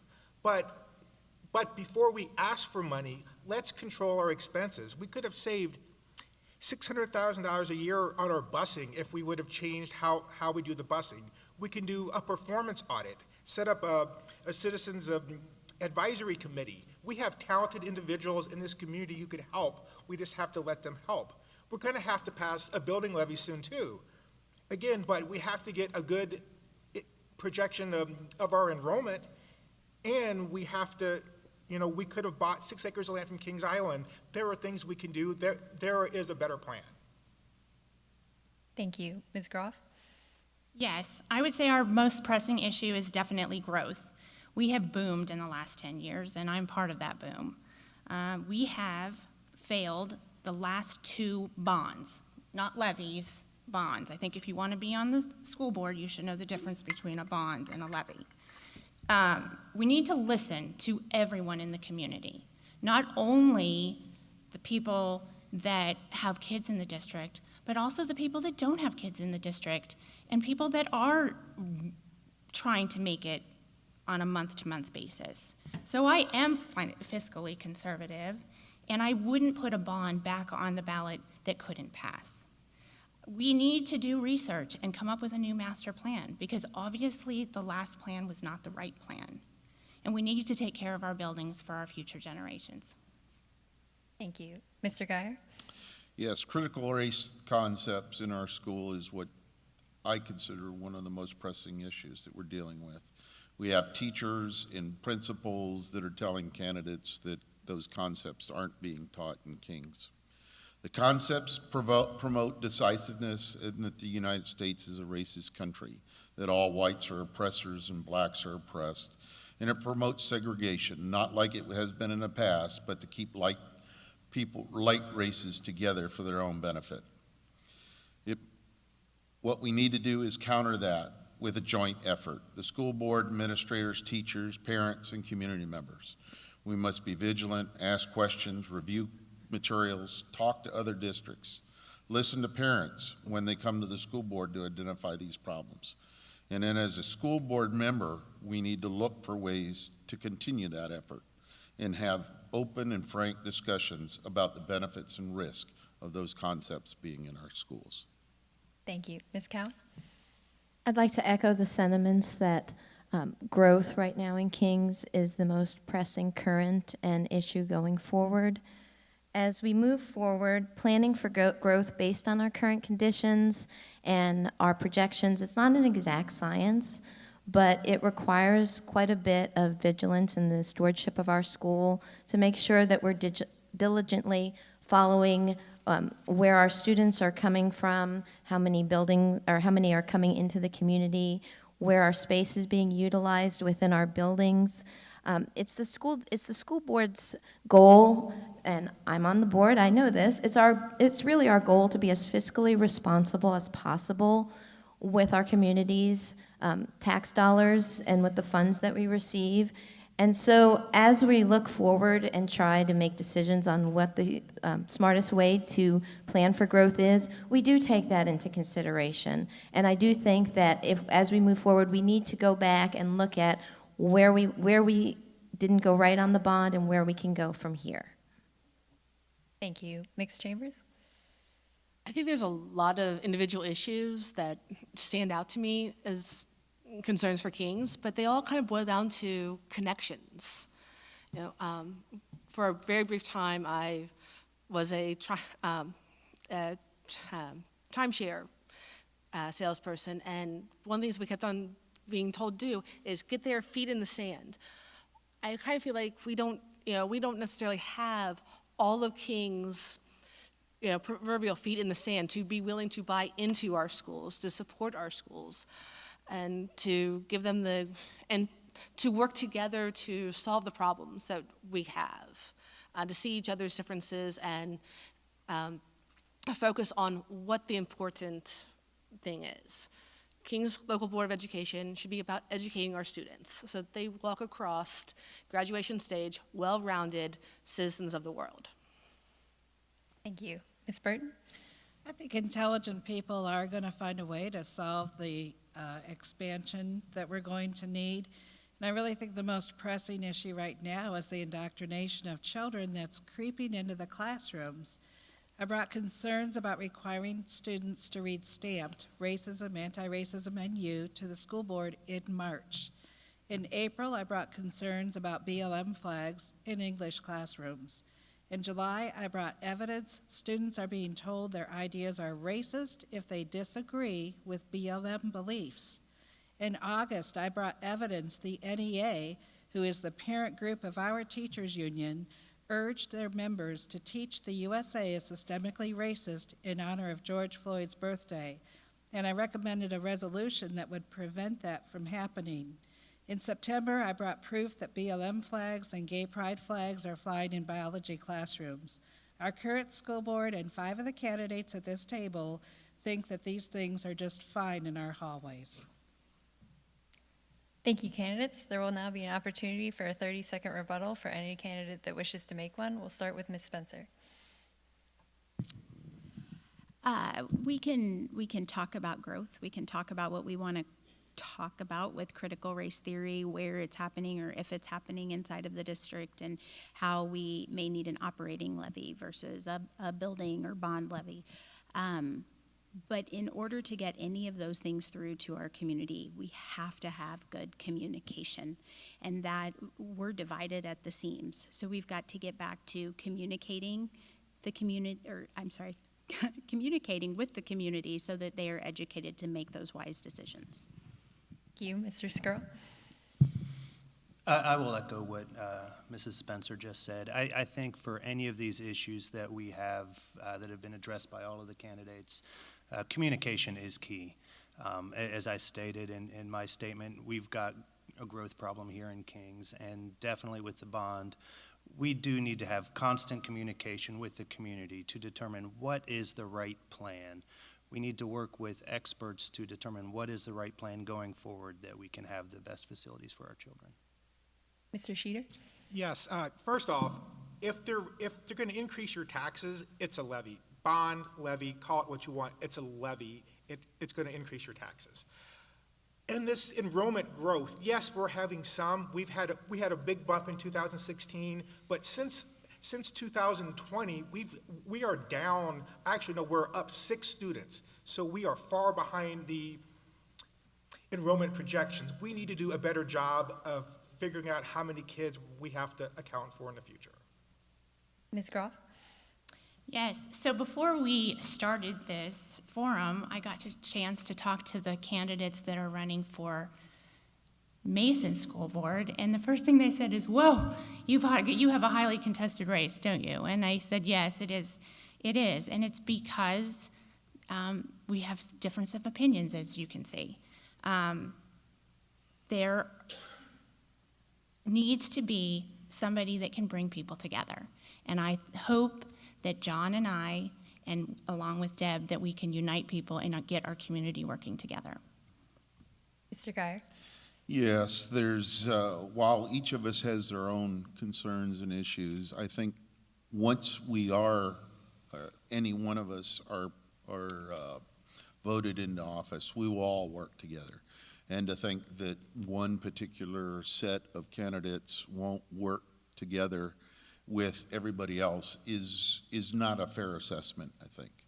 So as far as critical race theory, the fact is not everybody agrees that that's an issue. Yet we all agree financial is. Ms. Cowan? I do think communication is important. That's why Dawn Gould, our public relations coordinator, is in place. She does an excellent job. And our brand new superintendent, Mr. Greg Sears, he has made such a commitment to listening to the community. He is committed to having 50 community conversations before the end of the year, where he is meeting with individual members of the community and getting their thoughts on where our district is now and where it needs to be. So I think that really we have some great steps in place to help bring us together. Thank you. Mixed Chambers? A lot of things to say. But in regards to CRT, the formal definition of it is law school theory. Like I've said in other forums, our students are brilliant, but they're not law school brilliant. We're having trouble housing and educating our students who are in elementary through high school. We're not adding law school to this. Racism, anti-racism education and CRT are being put together, and it makes me kind of wonder if they're anti-racist education, what are they for? Ms. Burton?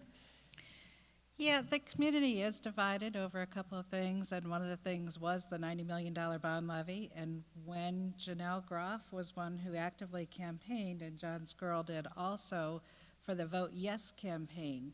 And one of the things that they were promoting is that we are for the schools because we're voting for a $90 million bond levy. People who want to vote no are saying they're saying that we are not for the schools, we're against the schools. And the Vote No people were saying it's a bad plan. The Vote Yes people are saying you are bad people. That divides people. Thank you, candidates. All right. We'll start at the middle of the table. Ms. Groff, you will start, moving to Mr. Sheeter, and then we will end with Mr. Geyer. Each of you, 60 seconds to respond. There will be no rebuttal period on this one. The question, nearly 90% of our region's graduates go on to college, and we increasingly have a workforce that has demands that don't require a 4-year degree. Are there ways you can imagine the district exposing students to those jobs, and if so, what would that look like? Ms. Groff. Yeah, this was just actually on the news this morning when I was watching, and there is such a lack of tradesmen out there. You need a plumber, there is a shortage. You need an electrician, there is a shortage. So I think the biggest thing is we need to make our students aware of the different programs out there that are available to them. The Warren County Career Center does a great job of educating our kids on different trades and different non-traditional careers. Our employability classes in the high school right now, they are doing a wonderful job and actually just won an award month from the United Way to recognize them for what a great job they did. And we even need more options. We need an ROTC program so that students that have a desire to follow the military path have a way to do that. But anytime we can introduce more of those trade classes, we need to do that. Thank you. Mr. Sheeter.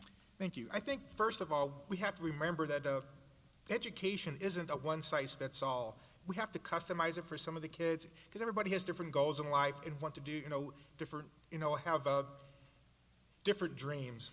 We do have an outstanding workforce development program in place already. It's working great. We have to have a better partnership with that Warren County Career Center. We're not using it to the best we can. Other schools have a lot more kids going there. King's maybe could do a better job with that. What else could we do? Maybe offer some type of summertime jobs or apprenticeships, to the kids who want to be a plumber or a construction worker or an electrician. Give them, jobs to do during the summertime or during the school year. Offer some high school credits for these jobs. Give them some incentive to go out and learn at least what they might want to do and what they don't want to do. Thank you. Mr. Squirrel. Yes, so I think that the Warren County Career Center and King's could have some really good partnerships by making students aware of the programs, help promote them. Some of the most successful people that I work with, that I know, I don't work with, but I know, they have gone through and done trades, and they did not get a college degree, and they are very, very successful individuals. So I would promote that, promote the trades, because not everybody is going to want to go to college. And also, as has been mentioned, Mr. Goldie and his employability class there here at King's, he does a wonderful job with that. And I think if we can just continue to promote things like that for all of those students who aren't going to end up in college, it will just serve to prove well for them. Thank you. Ms. Spencer. I think this is something that we are doing so well inside of our district.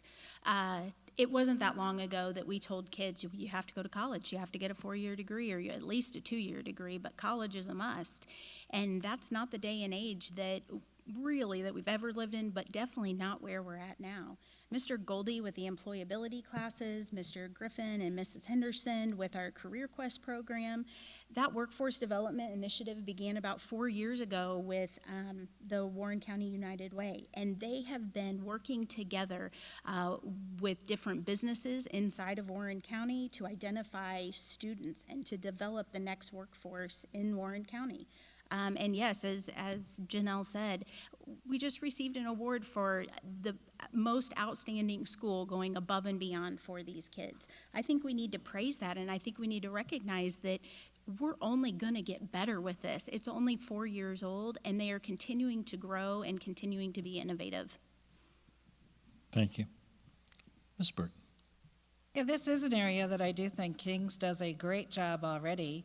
One of the changes I would like to see, I know there's a perception that the trades are just for students who are not top-performing academic students, and I don't believe that's true any longer. I'd like to see the students exposed, all the students exposed to all the opportunities early on, even in junior high school. I know already in high school we do bus the children who are interested over to the Career Center so they can see everything that's there. They get a little presentation that talks about what's there, but I'd really like for them to see that in the younger grades so they can start thinking about that, talking it over with their parents as another alternative maybe they didn't think about, and maybe also partner with some area businesses to provide some shadowing opportunities, even in 7th and 8th grade, just to give them a feel for, gee, there might be something there that they've never thought of before, and in shadowing some different professionals, different tradespeople, they might get an idea of something different they would like to do. But King's does a great job, a lot of opportunities for our students. Thank you. Mixed Chambers. Yeah, I love all the opportunities we have in high school and to a degree in the junior high to give them, just any sort of career exploration. But like Ian Orr said in the previous forum, we need to change the language about how we talk about how careers, how they develop. This is bigger than the board, but just going more, understand that it's more complex than you go graduate high school, then you go to college, and then you have your one career for the rest of your life until you retire. How many of us don't do that? I went into college thinking, oh, I'm going to be a psychology professor, and that just didn't happen for me. Other people who are in the same boat as me, they have other careers that they're just as happy with. And I think changing that narrative with our younger students and to allow them to explore more than just that track, will help them. Thank you. Ms. Cowan. I agree that King's has a strong track record in workforce initiatives. The employability program being awarded by United Way recently shows that the commitment we have. Could we do more? Absolutely.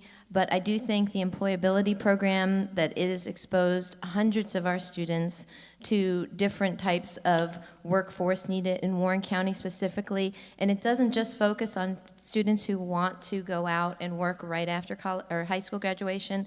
It also focuses on students who do plan on attending college, but we want to bring them back to Warren County, and I think that is very important to our county and to the Kings community. Could we do more with the Warren County Career Center? Definitely, but we do have a very good relationship with them, and I think the Warren County Career Center does really good work with our students, so I would like to continue that, and we can certainly explore what more we can do, but I do think we have a strong track record here. Thank you. Mr. Guy. Yes, at Kings we have access to the Warren County Career Center with satellite programs at Kings High School and Junior High. Great start. I have heard the schools take field trips to the Career Center to orient the students on the capabilities that are offered. In the U.S., we push everyone to get to college degrees. However, it isn't for everyone. Our country needs artisans like the plumbers, the electricians, and the welders, and we need to encourage and support students who want to go down that path and use the Warren County Career Center more. It's great that we have an employability and workforce development program. It's going to lead to more energized people in our local workforce. And I also echo the junior RTC program for Kings. However, I would vote for an Army particular JRTC. Thank you, sir. Thank you, candidates. Starting with Mr. Geyer and then moving left to Ms. Cowan and ending with Ms. Groff, each of you will have 60 seconds to respond and an opportunity for a 30-second rebuttal on this question. Do you anticipate a levy to be introduced within the next 3 years in your district? And if so, what would be the purpose, operating, capital, etc.? Ms. Groff? Mr. Guy. I think it's Oh, Mr. Guy. Yes, I can envision a couple of levies, both bond and operating, in the next 3 years. For an operating levy, I would expect that we would go forth and make sure that we're spending what we need to, or going forward for a levy of what we need, making sure that we're looking at all the options before we put forth that levy.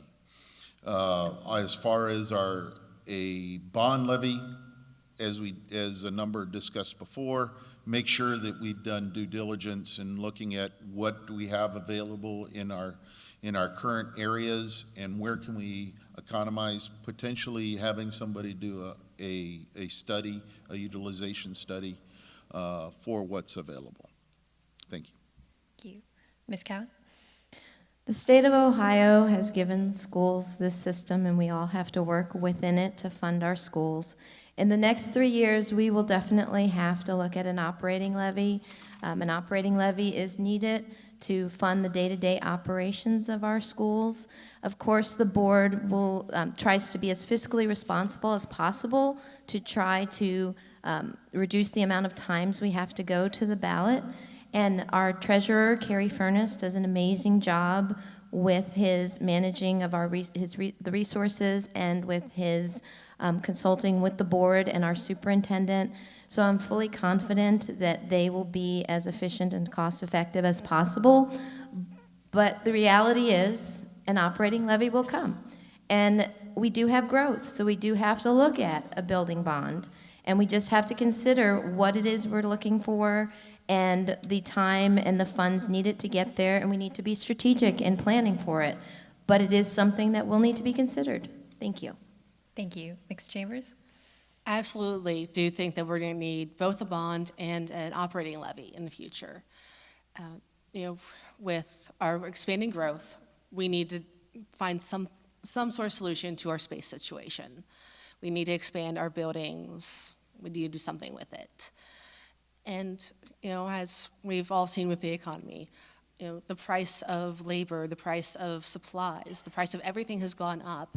So our budget needs to go up with it. Our resources to get that brought in needs to go up with it.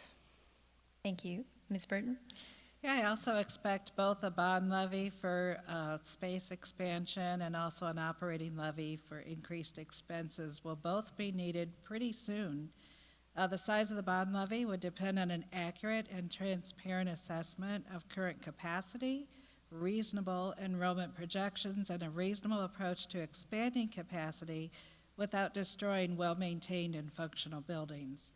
I also expect the operating levy would be less than 6.9 mil that the board approved in June, but then pulled back and did not need to put on the ballot. The size of the operating levy would depend on a detailed analysis of the variable expenses that I feel was not, well, it didn't go into administrative expenses at all last winter. It only went into transportation. And there's administrative expenses that just need to be looked at.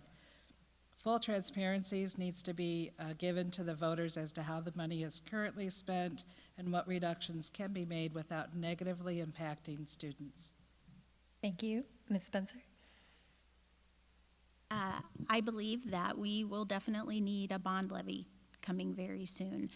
We don't want our students that are sitting in J.F. Burns to continue to be in modular units. That's not what we want to be the normal way for them to educate. There's lots of minutes in the day that they're missing out on, but we've got to do something different than what we did before in order to get it to pass. I also think we're going to need an operating levy. As Kim stated, everything has gone up in cost, and that's going to take more funds than what we currently have. And we have already stretched the operating levy that was supposed to last us 3 to 4 years. It's at 5 right now. It's going to be at 6 before we get the opportunity to put another one on. I think we are fiscally conservative. I think the board has shown that time and time again with the way that we stretch our resources. Thank you. Mr. Skrull? Yes, I also think that an operating levy will need to be put on the ballot here in the next few years, just to maintain our day-to-day operating expenses. However, I do feel as a board member I would need to work closely with Kerry Furness, who is a tremendous treasurer for us. He's highly regarded, not just in this area, but throughout the state, just to get a better feel of what are our true expenses. Where can we be looking at to make any cuts if needed? Not that any cuts are needed, but we definitely do need to take a hard look at that. And then also with the growth, a building bond will likely need to go on the ballot here in the next few years as well. Sooner rather than later, because we do have the more students coming in that we really can't hold. Thank you. Mr. Sheeter? Right, thank you. Yes, we will need an operating levy in the near future, absolutely.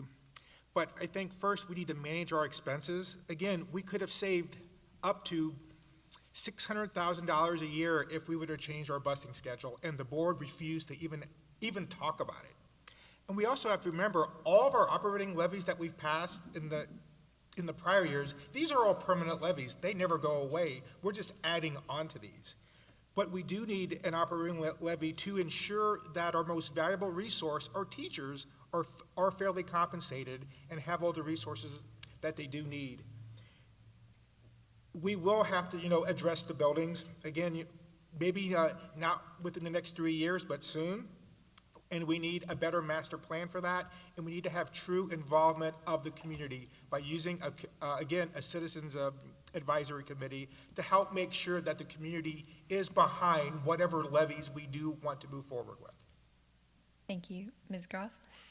Yes, just to clarify something, Karen, I did not work on the campaign for the bond, but sign me up for the next levy because we all agree. So that's a great point we have here. We all agree that we're going to need a levy. Unfortunately, in Ohio, that's how we fund our schools. And we have no choice, but we eventually have to put one of these on. Our last levy lasted over 5 years, which it was predicted to do, thanks to our amazing treasurer. And we'll have to do this for day-to-day operations. So I'm glad we all agree. Thank you, candidates. You will now have the opportunity to make a 30-second rebuttal, starting with Mr. Geyer. Yes, as we all spoke, we expect there to be a levy. What we don't always agree on is asking the tough questions back to our very smart and talented treasurer. But we need to challenge him. We need to look at the details more. We don't need to just rubber stamp what comes forward. And that has been, and we need to make sure that there's easily understandable rationale that the normal individual can understand. Thank you. Ms. Cowan? As a current member of the King School Board, I can tell you that we don't rubber stamp things.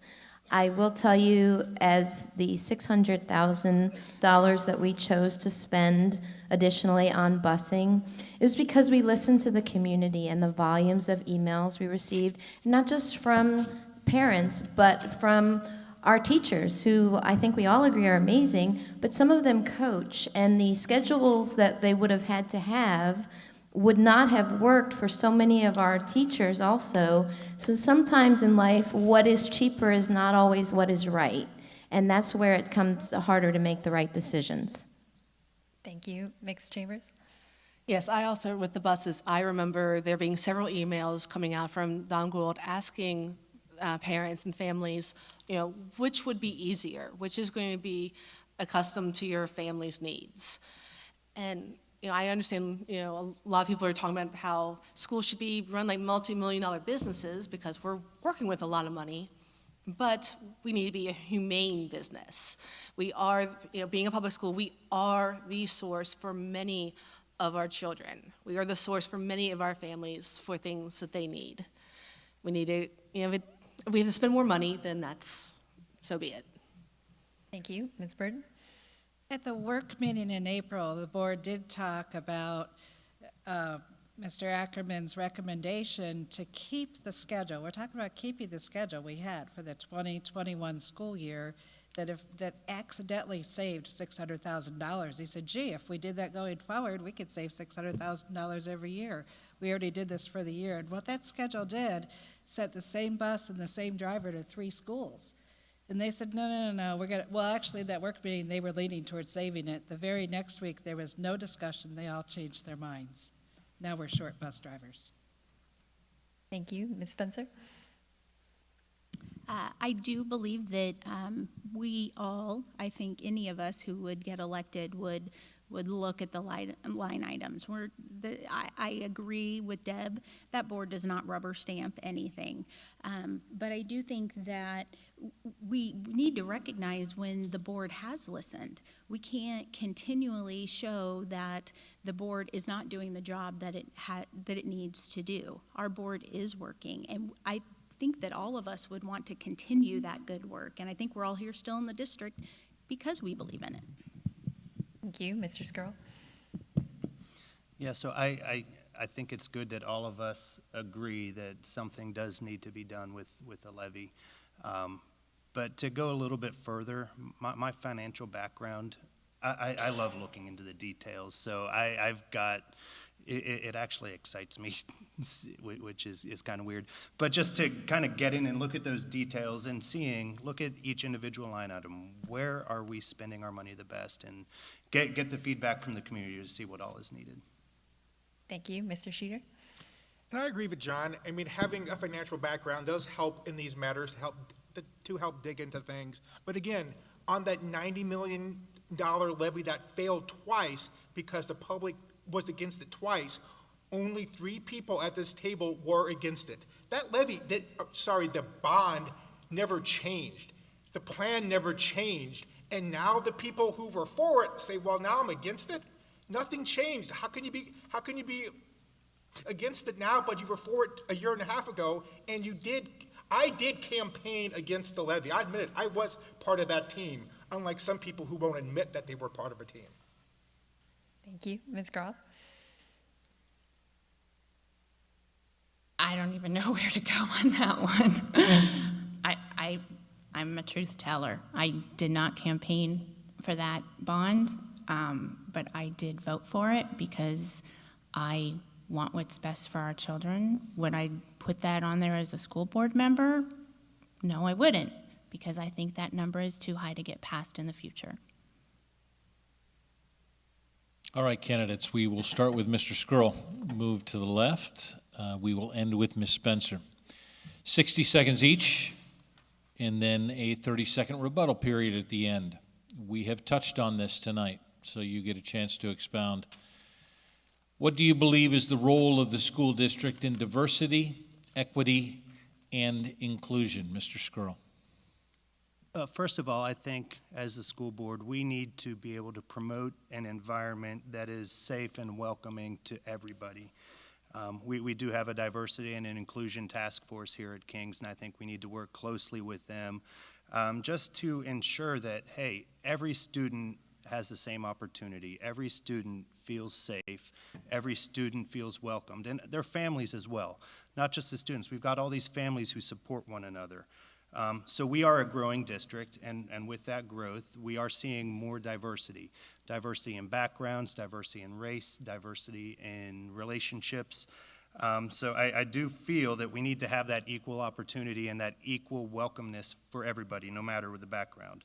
I think that embracing diversity, it can help us not just live and learn among one another, but to live and learn from one another.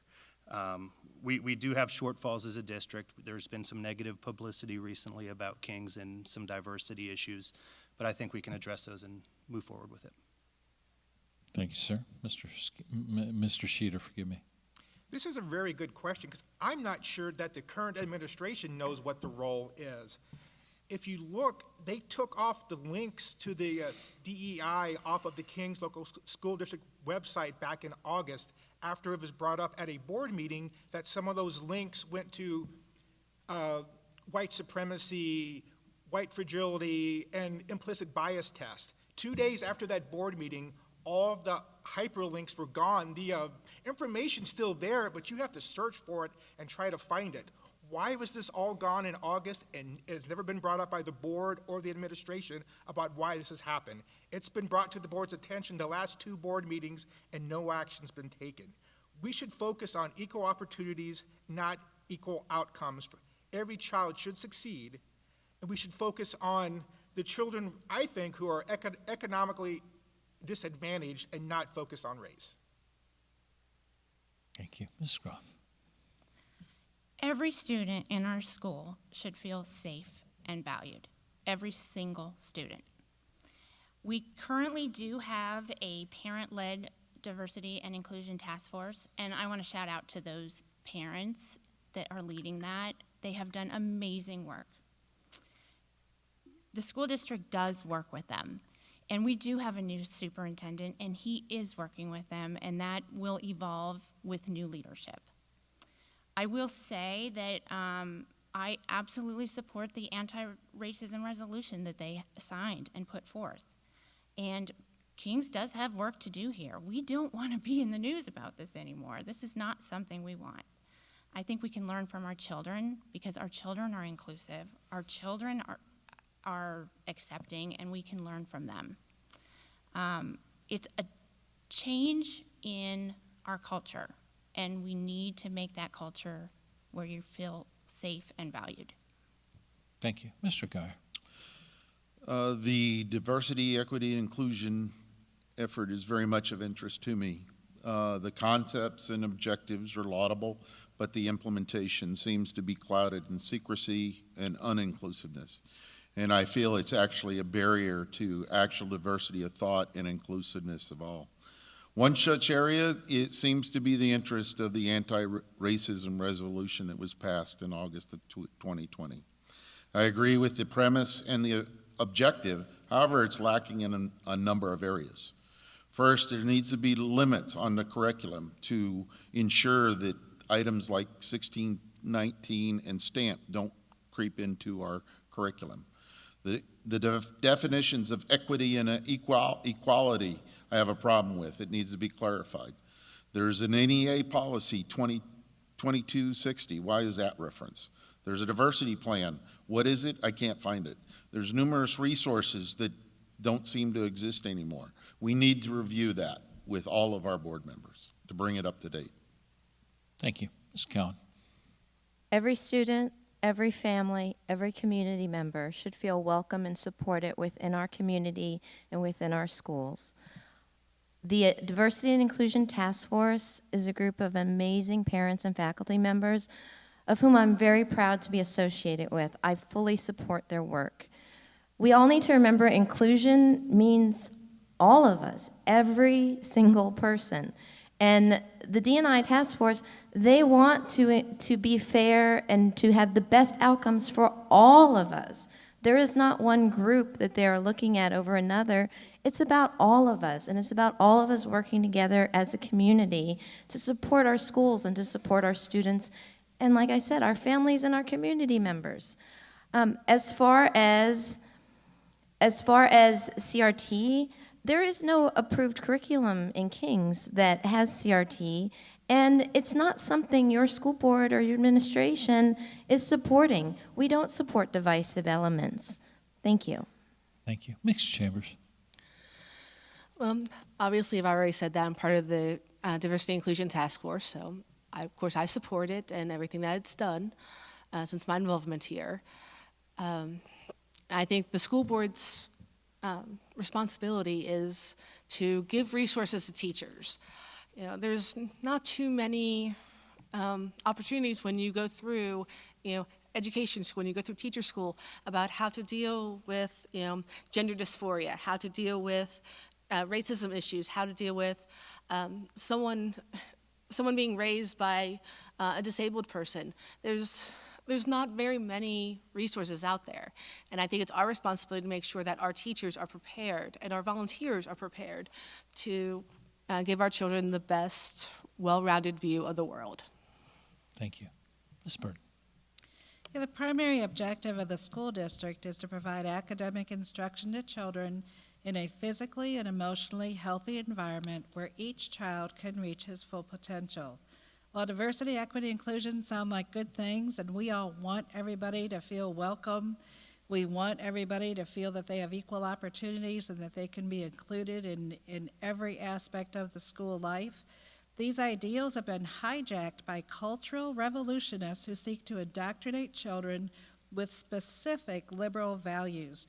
Children are taught to categorize themselves and others by skin color or gender preferences, and to look at every human interaction in light of the categories they identify with. It is not up to the school to form a child's identity.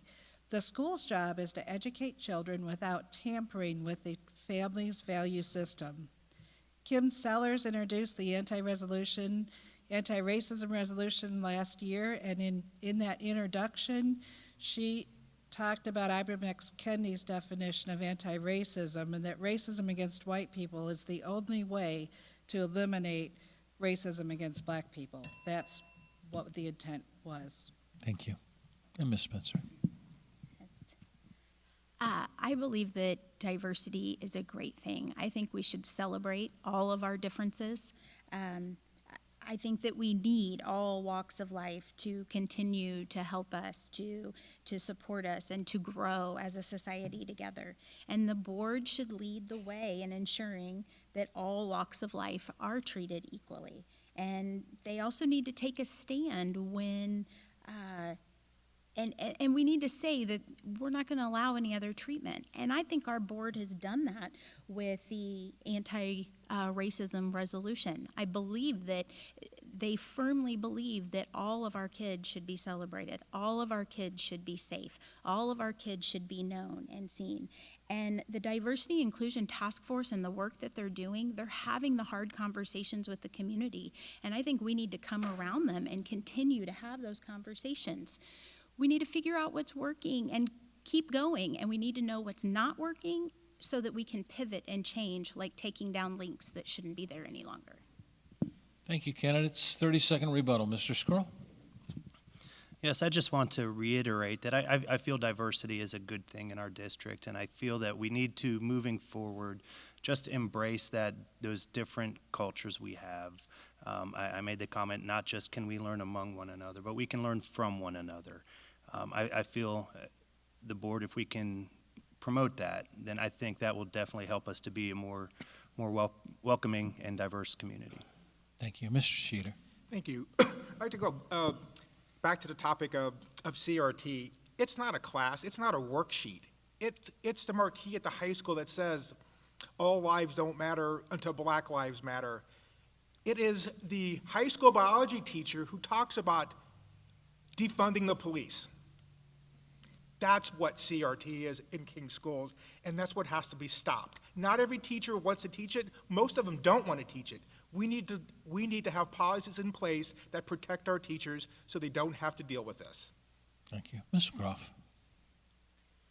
I came from a school district in North Carolina that was highly diverse. And it's quite honestly amazing that we are actually having this conversation because it just seems like it's just the way it should be. So I will just reinforce what I said before, that every student should be feeling welcome, safe, and valued. Thank you. Mr. Guy. So I think the folks at Scott Sheeter, Karen Burton, and myself are committed to diversity and inclusion in Kings. This is a journey, not a sprint. It's difficult. It's not easy. We need to be inclusive, not selective on who participates. I have some serious concerns about the diversity inclusion programs that are run in Kings. I'm seeing where if you don't believe in Black Lives Matter or that George Floyd was a great man, that you're a racist. And that is something that we need to stamp out and accept all diverse positions and inclusiveness for all those that wish to participate. Thank you. Ms. Cowan. We have an amazing group of teachers at King's. I trust those teachers. And when we say that they're indoctrinating, not educating, that is such an insult to the dedication that they have to our students. And I for one, would like to defend them and they don't even need my defense because they do such an excellent work. They make King's the place that it is. And for those teachers, for the endorsement we received, John and Janelle and I, we didn't ask for it, but we appreciate it and we're honored to have your endorsement. Thank you. Thank you. Mix Collins. Oh, forgive me, Mix Chambers. There's so many things so many ways I want to go with this, but we really need to trust our teachers. They're not just doing this willy-nilly. For example, the book Stamped, they were following, and using the guidance of lesson plans that were put in place. They're not hammering down, white people are bad, America is bad. They're telling the truth. They're inspiring our students to fight for America, to do better. That, yes, we're flawed, but we can do better. And to give them the means to be our future leaders, to know what's been going on. Thank you. Ms. Burton. Yeah, it's an interesting thing when you bring up a concern and you're told, gee, you're against the schools, you're against the teachers, you're against the administrators, and that's not at all what we've ever said or thought. We've spoken with many teachers who have these same concerns. These things are creeping into the schools. And I think the difference is that some people think there's a problem with a BLM flag and an LGBTQ flag in a biology classroom, and some people don't think that's a problem. Some people think it's a problem to tell little white children in second grade that you have white privilege and to tell little black children in second grade that you have black oppression. I have a parent who told me that happened last year in a King's elementary school. Thank you, Ms. Burton. Ms. Spencer. I just want to reiterate that our differences make us stronger. They make us a more committed community to one another. If you look at, the parts of your body, you need your hands to do certain things, you need your feet to do certain things. Can we live life without one or both of them? Absolutely.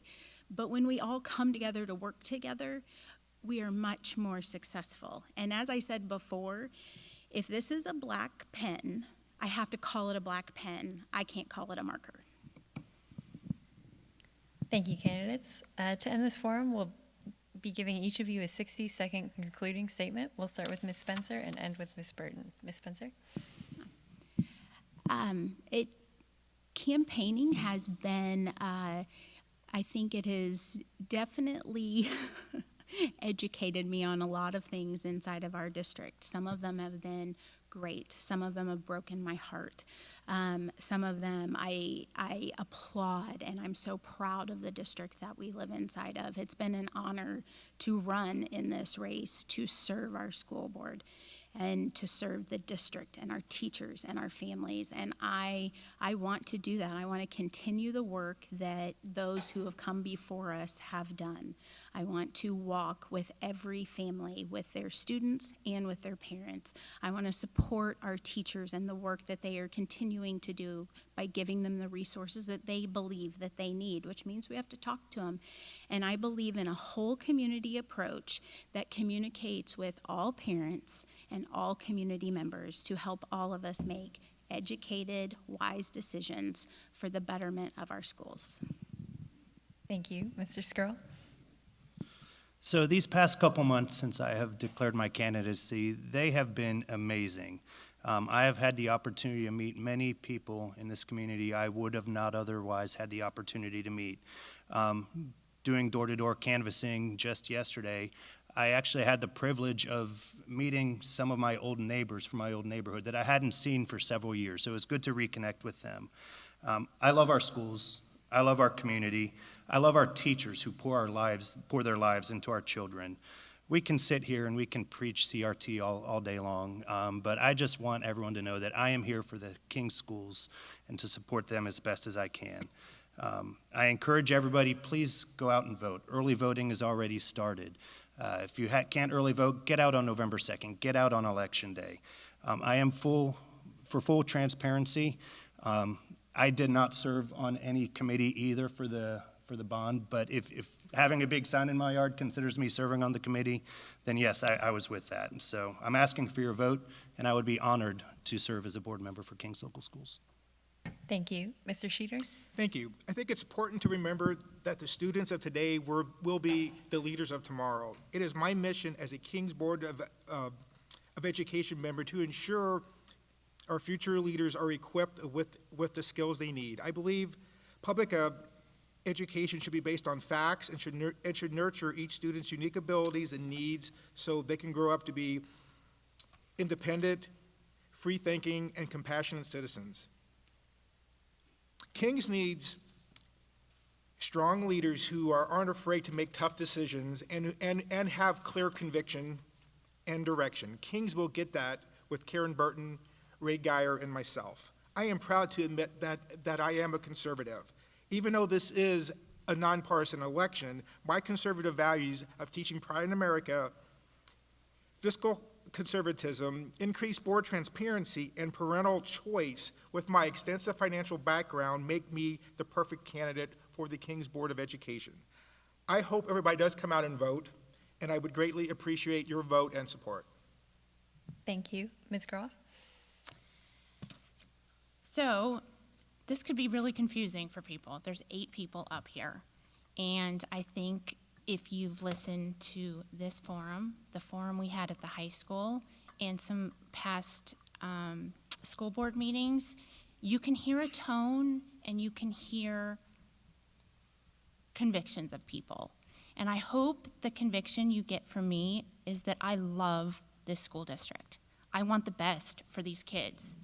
I mean, it doesn't really matter all of our differences, but we're here to make sure our kids have the most amazing education and experiences they can possibly have at their 12 years at King's. So, if you want to vote for somebody that wants academic excellence, I'm your girl. If you want somebody that is in touch with what's going on in the school buildings, then I can help you. If you have a problem, I'm your girl. And if you want somebody that can unite Kings and hopefully get rid of the divide, I hope you'll vote for me as well. Thank you. Thank you. Mr. Geyer? Thank you for listening to us tonight. As you know, I'm a 30-year Army combat veteran, retired colonel, and a taxpayer in the school district. I'm running because I am a patriot, I have true conservative values, and want to make sure that our children get the best education at the best price, safe and secure, free from politics and harmful subject matter. I think all of us up here want what's best for our children in the school district. We need to do more to involve our community, and I pledge to do that if elected. We need to listen to parents and community members. They provide us with great feedback and about how we're doing and what we need to do. I have skills in business, budget, and management of large organizations. And we all want to bring fresh ideas, positive solutions, and accountability to the Kings School District. Karen Burton, Scott Sheeter, and I would appreciate your vote if our skills, experience, and vision is what you want in a school member. Thank you.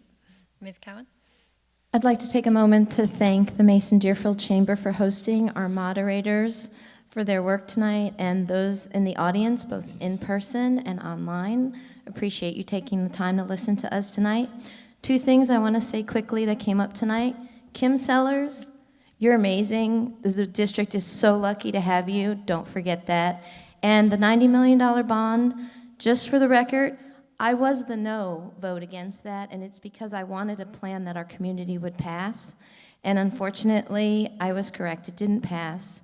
But to say I was for it, I'm a member of a team, and once the team voted for it, I had to support the decision of the board, because as a good board member, that is what you do.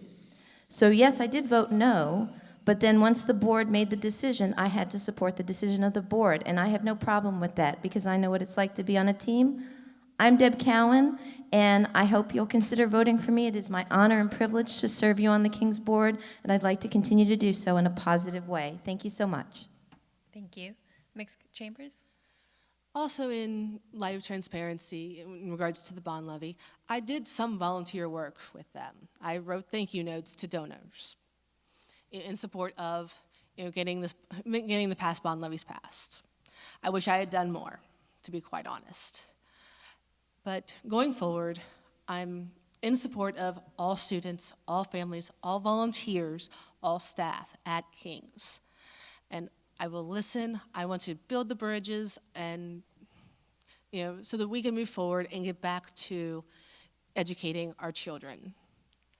Thank you. Thank you. Ms. Burton? This election will install 3 of the 5 school board members who are responsible for the district's vision, goals, policies, and the superintendent who implements those. If you want school policies that are created and implemented, such as teachers will not express their personal opinions to students regarding politics, sex, or religion. Students and staff will not be compelled to believe the United States is systemically racist, or students and staff will not be discriminated against based on their race, ethnicity, nationality, religion, political views, or sex, then you must vote for Karen Burton, Ray Geyer, and Scott Sheeter. Together, we will return control of King's local school district to the parents and the taxpayers while providing a safe, inspiring environment for all students to achieve their full potential. We will work with you to establish an environment where every voice will be heard and respected.